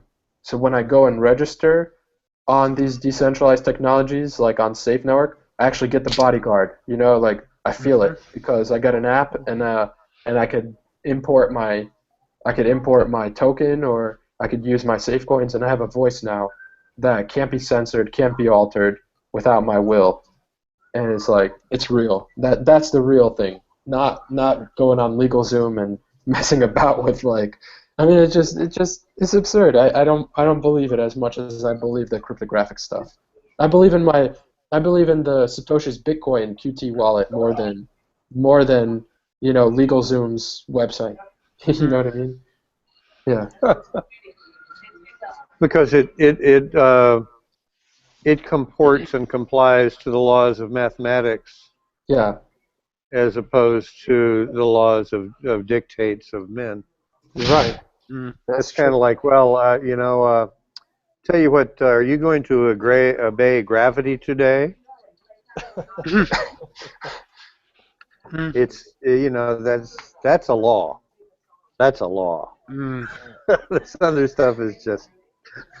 Well, the counter argument is with anything with automation is, well, you're taking the human part out of it, but I see it as, let automation and depend on mathematics and cryptology, let it deal with all that stuff that's kept our culture and society and world just kept it from evolving and exactly everyone participating and enjoying it. Let it worry about that, so then all of us humans can just really focus on each other. Let computers do the stuff that nobody wants to do. That's always amazed me, Travis. I mean, it's one of those things that I'm always amazed when everyone gets really fearful about automation and they say, oh, about all the mining jobs and all the manual jobs, and I'm like, why do you fly a flag for people going down pits and digging up coal or working in McDonald's? This isn't what the human potential is about. We are the greatest. We are, as far as we know, we've got the ability of the greatest computer known in existence between our heads, and to that to be just working in McDonald's for a few dollars an hour, that isn't anything that's worth flying for. So yeah, bring on automation, because we've got the greatest machines. We need to start utilizing them. So hopefully we can have a whole generation of people inspired by Daniel, and we can, and those people will change the world. That's what I hope for. Yeah, I mean, even from what I heard, I don't know if this is true or not, but Albert Einstein didn't even know his address because it felt like that was information that just fill up that he could spend on something that's more important. Yeah, that's likely that happened. He wore the same clothes, so he didn't have to think about when he woke up in the morning whether things are matching or whether he looked good. He just used the same outfit because it just worked. Yep, I mean, there's a famous academic at Oxford University, and he's had the same meal delivered to him every day for the last 30 years. And he has the same clothes, same meal, everything. Because he says it's just, that's my routine, and I don't want my brain, overloading you with stuff with new tastes and new things. It's a very strange way of thinking, but all power. I operate according somewhat to that principle, except part of it is that if I clash, I just don't care. It works out the same, Yeah, exactly. So why not have the mathematics be the same every day, but let mathematics and the variability of it worry about what you're going to wear that day and all that. So Right. yeah, it just I think the future of where we're dependent on computers a little more for day-to-day stuff will make life a little easier for people like you and I with great fashion sense. Well, it's already doing it. I mean, really, it's kind of like, oh, let's see, I need to talk to people in where all? Scotland and Utah and Texas. I'm in Maine right now, California. You know, goodness gracious, uh, it's hauling water for us. You know, it really is hauling water Yeah. for us. Who needs to haul water when you got a pump? Exactly. No, And exactly. yeah, and fashion statements, you know, if you want to put in your own deal on that, but that's fine. No, But I you was know, gonna. go ahead. No, I was just going to say, Travis. I think and I know you tweeted it on as well, and I think the best way of describing where we are right now was the tweet that was put out by Dan Demon. You know, the revolution will not be televised, and it's and it's true, isn't it? Because that's like John was just saying there. We've got. You don't need to carry all that. Well, we've got the pump, and this is what always gets me. I was saying it earlier on. It amazes me that this isn't making more traction in the media out there, and that's when you know about what side of the world they're on. Because this should be, I'm not expecting politicians, as I was saying to you earlier on, but to me, it shouldn't be down to me and John to highlight Daniel's Stock Exchange. He should be on CNN, he should be on RT, he should be on Fox News, he should be everywhere. But it's left to people like like you said, John, the fashionistas of the world, me, to highlight people like the Safe Exchange. Right. Well, like Bitcoin, I mentioned like Bitcoin, it was just a small community. Like Bitcoin is the main trend today. We're against the trends in reality. We're the outsiders. We're the we're the counterculture today because while blockchains are great and we use them where they fit, but that's like not the central focus. Our central focus is the real freedom. Is already. It's like we understand we have a wheel, and now we need a real engine for that wheel, and we need to yeah, I think, yeah, because we're here, we already understand this, but and eventually, I mean, there's things we need to protect others against on the safe network, like disclosing their information. Facebook could come around and say, tell us everything, and people will negligently tell the world everything about them, and we're back in the same square one, except no one will intercept the message in between. It'll be guaranteed that this person gave up the information without altering in between. So it's like we can't shoot ourselves in the foot, and we gotta make sure people use the technology the right way, so that there won't be app developers who are explicitly trying to harm people's privacy, even though we're on a safe network. It'll just be a secure disclosure. You can be sure that some will try, and some may Oh. succeed. Let's not be naive. Oh. But that's all right. Andreas Antonopoulos recently Yeah. gave a talk, Bubble Boy and the Sewer Rat. Yeah, I saw that one. So good, so good. Yeah. It's great. Yeah, and the Safe Network is exposed to that. It's just going to be the sewer rat that you can't, that very. Yeah, I mean, no, we'll find the weaknesses and it'll keep coming. Indeed, indeed. But at least off the bat, we're pretty protected, I think, off the bat. So, Yeah, well, sure. Well, I mean, hey, that's the point about Bitcoin, and it goes part of the way. It started down the road, and I'm really glad it was there before we tried to put the Safe Network out. Yeah. I mean, and I'm really glad for as many holes as Tor and Freenet have. You know, I'm really glad they're there because all those communities are going to look at Safe and go, holy crap. And so there we've got tens of thousands of immediate adopters. Mm-hmm. Millions, actually, when you look at Tor. Definitely. And Daniel, you mentioned, hopefully there won't be app makers in the future that take advantage of people and stuff, but I think open source, that whole way of doing it, we're starting, I'm starting to see a lot more of the names of the programmers that are designing the program that I'm using. And I can guarantee you, if someone creates an app that exploits me, I'm gonna. Very Right. few in the near future. I'm only going to use applications that are open source. That's it. And so if they Right. create an application that exploits me, I'm going to look and see who that programmer is, Right. and I'm not going to use anything else. So Yes. reputation will, I think, be even more important than it is today. Yes. Oh, And well, for yeah. good reason. Yeah. Microsoft, I don't know who's programming the Right. programming on. Right. There's no face You to can't point the the finger code. there. Yeah. Yeah. So I guarantee I know you're going to do an amazing job, and you already have. But for someone that hasn't been in these hangouts and has never interacted with you directly, boy, I know you're going to do a good job because your name's attached to it. I mean, that'll be with you forever. Versus a I hope nameless so. I hope corporation. so, and I hope Yeah.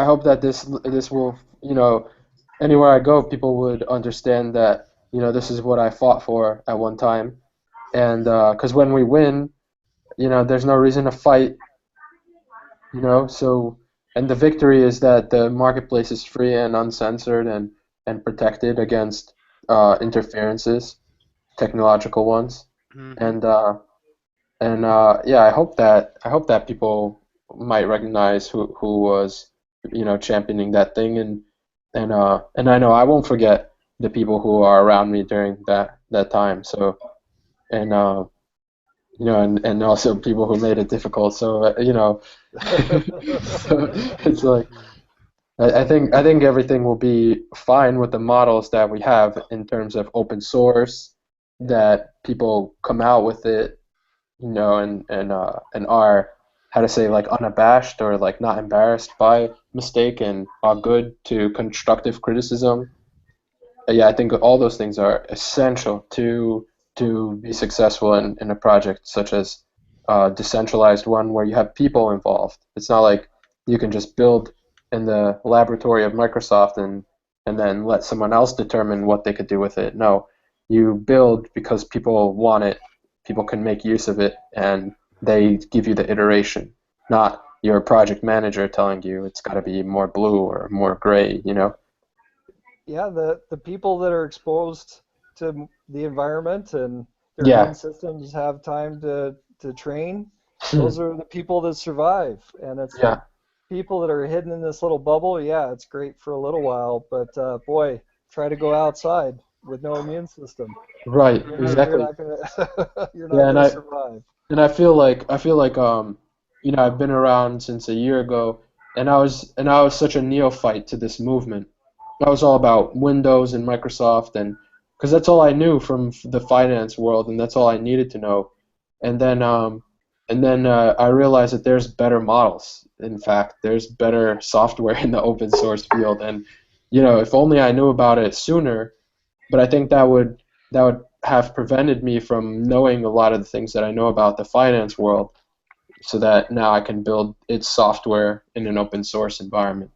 And but the point that I wanted to make was that, like, um, I discovered that open source like ecosystem, and kind of become to understand what people need. People need software so that they can do their desires. They can fulfill their desires with the software. And that's what open source software is all about. It's like, what do people need immediately that we can give to them? Versus the reverse in a private software development is like, well, what do people need that we can actually sell to them? So, Exactly. so it's like, Wow. it's not about what people need first. It's about what people need that we can sell. And so, and that's some of, like, the issues of a software development company, is like the investors only want to know what they could sell to people, or most of the time it's like, what do people actually pay for, and what are people buying, versus what are services that people need, such as exchange service where no one can interfere with your trading, right? So, you know what I mean? It's like, that's what people actually need, but it's very hard to sell it to them. You see what I mean? Like because they don't have a lever on it personally. exactly. There's no way to sell it to the people. There's only a way to participate it or Yeah. it. You see, the first thing I ever learned was it's you should never try to steal anything. You should merge and see how you fit. Yes. And so that's what I see open source lets you do. Whereas the closed source and groups, the Microsofts and stuff like that, their objective is what can they steal and then sell to the world. See what I mean? It's like it's something like that. So the Microsoft way of doing things is like a good way to get a lot of resources centralized into one entity that, in all sincerity, I mean, what that is? I don't think Microsoft is that important. I think if Microsoft wasn't a company, that we would still move forward. There would still be technological evolution with or without Microsoft. So Yeah, of course. yeah, It so would probably evolve faster. Oh yeah. yeah. Yeah. I mean, Um, Daniel, all I would say to you on that one, I mean, the three words: East India Company. 100 years ago, they were kings of the world. Who knows about them now? And that's exactly what you're saying, So that's sorry, I just want to chip in with that. yeah, that's a good point. But by the same token, at that point in civilization, they actually did a job that ended up being very valuable in spreading culture and so forth too. Oh yes, yeah. The British Empire was a great civilizing force on the planet. Even though it was an empire, it was militaristic, it was monarchic, but it also contained within the culture the roots of liberty that Damn right. we are, that really has civilized the world. I mean, middle-aged white men carried forward, and that's not to lessen women, but because anyway. Yeah, but that's a fascinating thing to bring up is because I'm just imagine the East India Company traveling the Earth with a safe exchange software, and like now that people in distant nations can trade instantly with a translated application and have their voice heard every step of the way. I mean, imagine that's what they did. They traveled the Earth with a safe network, with a forum where people can talk about the issues of the town or village, all the way up to the city and the sectors of the city. It's like, that would be phenomenal if people can communicate like that and to trade with these culture bearers, from the United Kingdom and stuff like that. Yeah. Right, and that's really an excellent point. We should, the culture that we bring forward. Everybody here who's shares that point of culture. Yeah. We should remember that's actually somewhat an exceptional perspective in the world. Oh, it's nascent. It's nascent. It's there. It's more there than it has been. But what is it? In certain cultures, you give somebody a shovel that could, make, it was a huge improvement to make work easier and to build better mud huts and so forth, and very likely they use it as a tool of war. So, and we have to be aware of that. We're unleashing something here that could result in a lot of turmoil in the world. It could do, I think we have to really look at it. That's not a problem because you're always going to have turmoil when you go from a fixed condition and change, because you start changing relationships and it gets confusing. Mm-hmm. And I'm not being critical. I think we need to not be naive about it either. We're doing something that's actually quite revolutionary, but it's revolution. It's not revolutionary in the way that revolutions have been done before, really. Yep, and that's why I was saying, John. I think one of the most inspiring elements about it, and I think is is one of our greatest strengths is the fact that, like Travis was saying, if people want to know about Daniel or David Irwin or Nick Lambert, man, there's enough footprints of what they've done, and you know them as people, and that's easy, because those people, what we all have in common is we're all prepared to say, look, this is what, like you said, John. I mean, we've all, known parts of the world. This like we stand up for this exchange, this freedom, this liberty, as you call it. This is a light that's, as I was saying to you earlier on, momentum of history is there's countless of thousands of dead people that have brought us to this point, and it's not like you were saying, John. It's not something that's universal, and that's why I think it's inspiring, and also it's our strength is that the people doing it are just ordinary people, and we're all just saying exactly the same thing, even though we come from completely different backgrounds. Well, right. The only reason we're in this conversation is the one thing that connects us all is a safe network. We're not talking football, we're not talking fashion, we're not talking coffee, and that's why I'm saying, but it's a strength. And like I say, of where we are, because we got the ability to talk and have this, and these conversations saying, like you said, I mean, how many conversations do you know about Richard Branson? Not much. And that's where people will generally, people are generally inspired to follow people they know that are standing up and being real.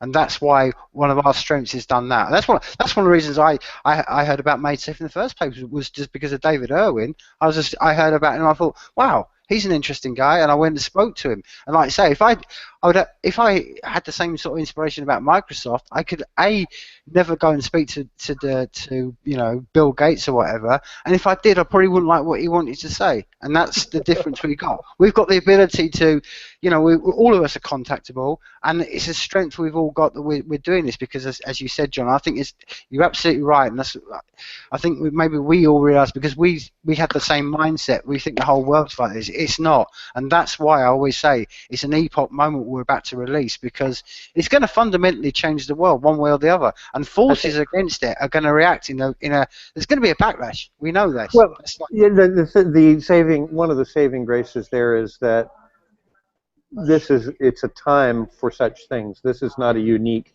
motion. It's just uniquely perfected. In other words, it's whole. I don't mean it's perfect in that it's wonderful. It's perfect in that it approaches perfection in that it's complete, which is the definition of perfect, by the way.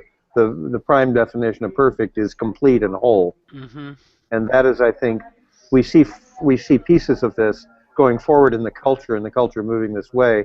But the Safe Network, really, in its design, has a completeness that's really remarkable. Mm-hmm. And that's why, but just its very existence is going to defray it as a singular target, because once the idea is there, ideas pierce any barriers. Well, and when people see the Safe Network functioning, they're going to go, "Oh, I get it," and the game's over. Whether the Safe Network itself prospers or not, it's like, "Oh, I get it. That's the way you got to go." Anyway, you get me philosophizing. Oh goodness. Yeah, but I think you're right, John. Because I think what we're about to what we're about to switch on is just that. It's one of the things we don't know, because maybe we could that's another discussion. But I honestly think we're about to switch on or about to go live the most powerful existence and the most powerful thing that's ever going to be alive on this planet, and it's going to truly change everything. And like you say, maybe in ways that we don't know. Just like you said to someone like Tim Berners-Lee in the early 80s, how's the internet going to change things? And he would maybe thought, oh well, maybe things change beyond the speeds that we don't know. I mean, back in the 60s, they were hoping that maybe in the 80s that every city would have a computer. Well, they didn't see this coming, did they? And that's the same thing. But we are about to launch. Well, I don't know. I see it as, if the Safe Network goes live, it is going to be in essence the most powerful thing that exists on this planet, because it is unstoppable. Governments can't stop it, corporations can't stop it. You can't go and take out a few of us and then the Safe Network's dead. It's a live entity, and that's to me, that's what really, in some ways, it's like when I look at when I stand out and look at the universe around me, I think, oh, this is very powerful stuff, and this is very it's very exciting. You know what I mean? This is the inspiration that gets me up every morning and motivates me constantly, because I'm thinking, wow, can you imagine if our grandparents had this opportunity? What they would be doing with this? I think it's just replicating humanity and humans are what we That's are. And you can't that's the destroy it, thing. because to destroy it would be to destroy humanity. Well, It's that's just that's it's a virtual expression of who we are as humans. right, and it doesn't. And what's going forward isn't in a bubble. This was not possible before for technical reasons, but Mm-hmm. also reasons of vision and culture. And Hmm. the fact that it is manifesting, it's not all that's manifesting. I mean, there's all sorts of other. I can think of let's see, IPSF, uh, Demon Saw. I mean, even just the Tor network, which the friggin' Navy created. I mean, Yeah. goodness. I mean, all of these things are moving forward, and they're the forces that hold power from the earlier paradigm are fighting, but they're doomed, Mm. and they're also doomed to fight because that's all they can conceive. Mm-hmm. So, all right, well, you ride the bull, you know.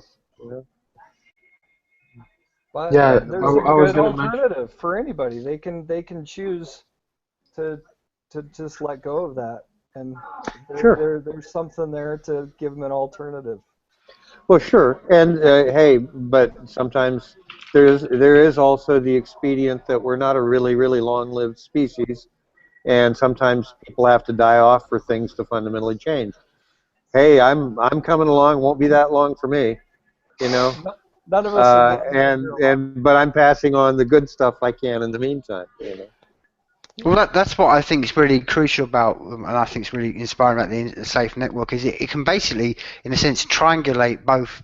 And I don't like even using these words, but the left and right of the world as we see it, the left and right politics, because people generally want freedom and they understand this. And I know you're right, John. It's not a concept that's always been around, but the parts of the world that we're happy to live in are the basically, especially where you're based, man, that's why I hold a light for America. That's why I hold you up in such high esteem, because you were founded on such principles, you know what I mean? But that's what I think I hold America up as well. That you were based on a whole constitution that was basically set up to say, look, as small a government as possible, and look what you believe, and look what's. So we've But got the biggest one ever. exactly. So what does that tell you? We need to don't even give it a chance. Don't give it an inch. Right. Oh, yeah. Well, we could go there for sure. Yeah, but But the American technology has prevented the reinforcement of the Constitution. The technology was not there for them to be able to create a system that would prevent the growth beyond expectation. yeah. Well, but the thing anyway, that's a whole. And I've been coming to terms with that because I've been doing some study of I mean not study, but I've been finding out more about history and looking at the evolution and civilizing forces. Hey, the British Empire was strong militarily, and they spread, and yeah, but generally things got better where they were, and and things got worse when they were booted. So you go, Well, well, same with computers. People, like, I remember growing up, like my parents would be against computers. Like there's a divide. Dad would say, play with the computer, figure it out. Mom would be like, this is weird and creepy. So it's like, I mean, we've come to accept computers. So then it's like, all right, so now that everyone accepts, or the majority of people who have access, they accept the computer. And people who don't like it, they found the common ground. They realize, okay, I'm going to use a computer for emailing the distant relatives, and I'm gonna interact with them in person. I'm going to use the computer to engage my relatives for a personal interaction. So then you realize, like, this was useful for organizing 30 people to get together and talk about the family issues and stuff. So it's like, okay, so it turns out the computer is like a good not so friend bad. after all. Yeah. So we've reached consensus. All right, the planet Earth likes the computers. So now, if only we could play nice with them, and use. Yeah, seriously, actually, like play nice. You know, like don't try to hack each other and just do the things the right way. Don't change your bank balance by changing the variable. Change it by adding value to society. See what I mean? Right. Well, So that gets down into areas where you look at the core, the basic forward motion of humanity and civilization is not as much technical, though it is tied there. It's philosophical, and it's evolving towards a principle of greater truth. And I view the next step of higher truth being the recognition that the belief in authority is an insanity that's been with us for a very long time. You know, because it can't be true on the surface of it when you really look at it, but it's been so fundamentally apart and ingrained that to question it was to but it is coming forward, and that actually lets a lot of things happen, and there's going to be confusion, but everybody really wants to survive and wants to get on, and and wants to get on with their fellows, because that's the most generally that's the way that you survive. You don't survive by taking advantage of everybody so that they say, well, screw you, you can starve. You say, oh, you're a decent bloke, well, let's help each other. John, on a very kind of relevant example of that, and that's why I just want to quickly tap into that. I mean, what happened in Paris a couple of weeks ago? I mean, a lot of the people at the Eagles of Death metal concert, the reason a lot of them died was because they were staying there to protect their friends, and that was why so many people died, because it was that human instinct of like protection of human beings, rather than like you just said. And that's what I'm trying to say, that I think fundamentally that we've all got it inside us. It's just like you said, John. It's just trying to philosophize and then trying to get us to the higher understanding of what we really like. Because when crisis happens, I mean, the same was true when it happened in 9/11. I mean, I remember seeing pictures of New York, and it was like everybody was but everybody had the flags. Everybody was more courteous. Everyone was more polite. And then suddenly, So we know we're like that as a human species, and we know we can be like that. And like you say, it's just trying to educate as many people. And I think it's not a case of education. I think it's just basically give people the tools, which is what the SAFEnetwork has the ability to do, and then they take the power back. I think and then the real revolution is we'll walk away. That's the real revolution. Yeah. Right. Just do it better rather than fighting the way it is. And that is what it facilitates.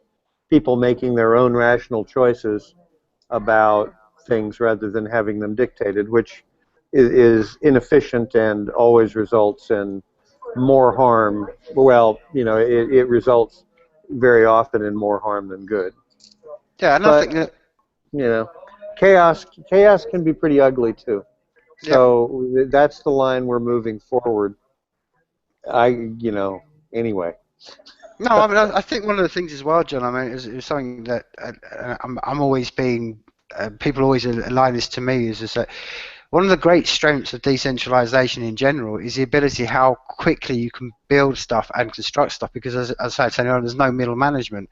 I mean, Daniel was saying this the other day, that we can do stuff and you can build stuff so quickly when we've never met. But if you put us all in a boardroom, that's one of the things that people are going. I think are starting to wake up, that actually the decentralized model of doing things is a very efficient way of progressing any idea you may have. Yeah. Yeah. Well, I mean, the thing is, it's reflecting the truth. It's reflecting the truth that choice is something that happens on an individual basis always. Now, that doesn't mean that groups can't get together and opt to elect a leader, a chooser. It's just a matter of the election and recognizing that, by election I mean the choice. That well, I'm going to do what that direction until I decide. And that really is the motion that the safe network opens up. Mm. It opens up. It makes that more accessible to individuals, like because certain consequences go away, and certain consequences come in. Mm-hmm. I mean, the kind of the perverse consequences part in terms of, well, I think of people like Ross Ulbricht, poor guy, you know. Well, he's sentenced to life in prison because he wanted to do a lot of what we are enabling now. Mm. Except he did it within a narrow band that ended up being about drugs and this, that, and the other. And it's like, you know, so I don't know where I was going with that. Daniel and I talked a little bit about this last night too. Not in the interview, but otherwise. Yeah. But anyway, About I'm the, getting. yeah, we were talking. We would mention it's like we take care of the whole spectrum of things. We're not filtering anything really. We're just saying, you know, it's to each their own. Yep. And we build an accountability system that like hopefully, you know, people will, you know, take it upon themselves to kind of do neighborhood watch and just be like, hey, you know, you're selling something in a bad jurisdiction, cease and desist, or and that's up to the person, or vice versa. Like you're selling in a jurisdiction, you know, do it the right way and avoid being Targeted, you know, yeah. targeted by whomever, and also um, that, you know, the people deserve their like rights to be preserved in that it's like you get to plead the fifth by default versus you know, in America there's the plead the fifth Right. where you don't have to answer if it might incriminate you, but more so most people wind up in jail probably because they just don't understand. So they wind up talking about things that, you know, they might be innocuous, but they wind up saying a couple words that leads to, you know, the rabbit hole that winds up ruining their lives for no. It's a system. No reason at all, yeah. It's the system. Yeah, and if only they knew that, you know, as long as their mouth was kept shut, you know what I mean, for that 2 seconds, that you know they could slip by with their innocuous faux pas, you know, and Right. I think that's what Safe Network affords people is that you know, people's opinions are innocuous. They're whatever until they become harassment. You know what I mean? And Right, then right. and there's a different there's a different way to deal with that than, you know, there's, you know, you shouldn't be going to jail for, you know, the first insult someone makes on the internet. You know what I mean? Sure. But Sure. so people should be understanding that, you know, you shouldn't be insulting people all the time. You know, it might lead to someone's suicide, but that's what I mean. It's like we're not filtering, but hopefully the people, that the people kind of, I don't want to say take responsibility, but they take attention. You know, it really is responsibility. Mm. It really is a matter of taking personal responsibility for one's experience. Yeah. It just, I mean, that really is what it boils down to. And that can be a very onerous statement. It sounds like, oh, people get it all tied up with the concept of blame and everything. It's no, Right. Just recognize the truth of things. Mm-hmm. You have choices. You always have some kind of choice. Right. Maybe you're not making the right choices in response to the environment you're in. Maybe you can't do anything more, but you can think about things differently. Yeah, And, we unlimit the choices. We unlimit them. Yeah, exactly. And so that's where that goes. Hey, I have to go to the bathroom, and I'm also getting hungry. So Cool. we're probably running over time, I think. Yeah. Well, I cool. like that we don't really have a time, you know? Oh no, I understand. No, we don't. Hey, and if y'all want to hang, but I've got to go handle some other things. That's cool. I was delighted to actually be able to come to Starbucks and have a time to do this. I didn't expect. Yeah. I got to finish the podcast and get it out.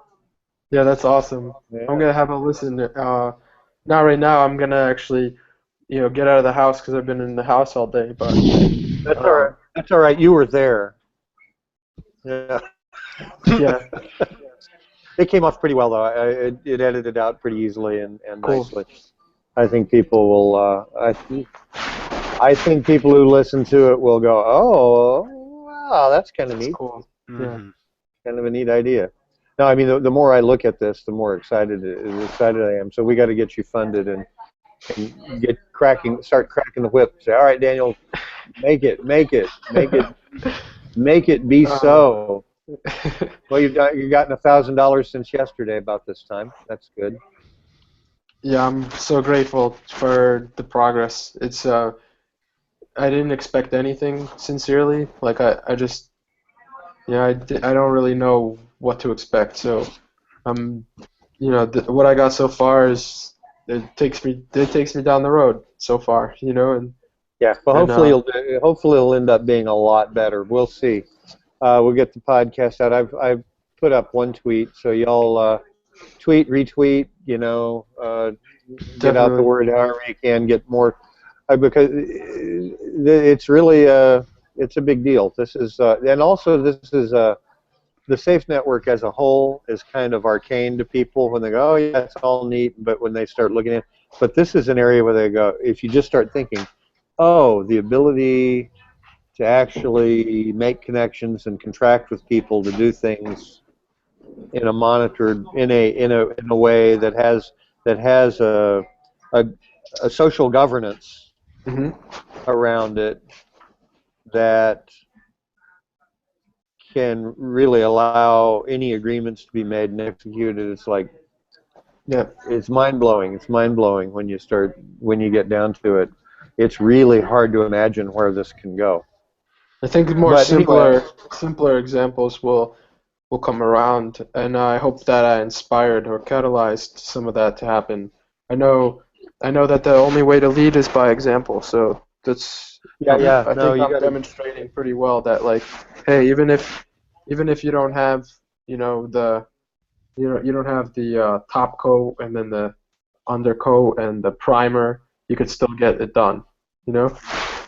Right, and I think anyway we should talk sometime. I've got some ideas about things that would be valuable in terms of making it more real to people what you're doing. Okay. Yeah. Whatever. I know you're mainly solo, so I really Yeah. liked your video. I liked your video though. The How it works? yeah, the how it works video Yeah. Yeah. was very very professionally done. Yeah, indeed. I got very, very lucky with help on that one, and it was just the stars aligned, like you said. Like the whole piece is just arrived, and it's like wholesome, right? So the same thing happened. The professional guy just came around, and he's like inspired by the story, and for literally $10 an hour, and this guy would charge $100 an hour. He did it for $10 an hour, and I rushed him into it. I said, look, I need it done by tonight, and if you're not going to finish it tonight, and it's not that inspiring to you like that, then it's okay. You don't have to do it. And I'm not. And he already agreed before. He's just like, look, I want to do this for you. And then I'm just like, look, if you don't want to do it or something happens, don't feel bad. Just tell me no, because I'd rather just know I have no video. And instead, he just worked until midnight and got it done and just gave it to me 6 hours later. And, That's pretty. Yeah, it's a beautiful thing. So lucky. Well, Yeah. I've just got to say, I'm not American by any sense, as you both know, but belated Thanksgiving to you both. I know it is a special day for you both yesterday. But do you know what? I think beyond anything, the greatest Thanksgiving thing that's happened this year and this week has been you, Daniel. And I think what you've given to the world this week is the greatest. We can all be thankful for that one. And I think that's the greatest thankful, the greatest thing that that we could ever have for a Thanksgiving gift, my friend. Well, it's actually foundational and fundamental to achieving a lot of the potential of the Safe Network, and it's. Yes. I truly think it's just a start, but it's a fabulous and very important start. Yeah, Well, I do hope this isn't the only thing that I'm building. Oh do- no. Yeah, I Well, do hope that a lot more comes from this. you and others, it'll be a pylon before long. We'll Yeah. have stuff coming out our ears, Well, but largely enabled by what you're doing. So we need to get it done. So Yeah. let's push this funding and get him free to work. exactly. Well, man, Indeed. it's been it's been great catching up tonight, and I think it's I think I'm not going to speak for you, John, but I can speak for myself. I think it's and I've had a few people say this to me. I said this to you this week earlier on, Daniel. With what you've invented, I think it's one of the greatest the greatest things you've ever done. And the fact that it's me and John that have had the first, the honours to sort of talk to you. I think it's going to be, I feel personally honoured, and I personally do, because I think not because I'm trying to blow smoke up your ass, Daniel, as you know, but I just think that what inspires me is that you're someone with your mindset and your education and the whole way you look to this is building it on the Safe network, and you're not working for Apple or Microsoft. And I just feel honoured. I feel honoured to sort of know that, seeing this whole thing build around, and then I feel just truly inspired to make, like John said, make this thing happen, because as I said to you before, future generations are going to look back and be thankful for these very moments. And I can never thank you enough, Daniel. And not you personally, because you're just a human being like me, but I want to thank you for doing it and putting the effort on. And like you said, you could have easily gone and worked for Microsoft or Google and earned loads of money, but here you are, man. So, well, as you said to you, I think all power to you. And it's, like I said, I think it's been the most inspiring week I've had in a long time, and it's been an inspiring year anyway. So anyway, I just wanted to say that to you, and I look forward to listening to your interview with John on Let's Talk Bitcoin and stuff like that, which I'll be pointing people towards. And again, with all of it, go out and learn as much as you can about the whole of the Safe Network. But cheers for tonight, lads. And I know you were there quiet, Paul, and if you're still there, I hope you have a good night, Paul. And well, until we see each other next time around, and say cheers, people. Good night. Yes, Paul. Good night, and good night to y'all. Good night, you guys.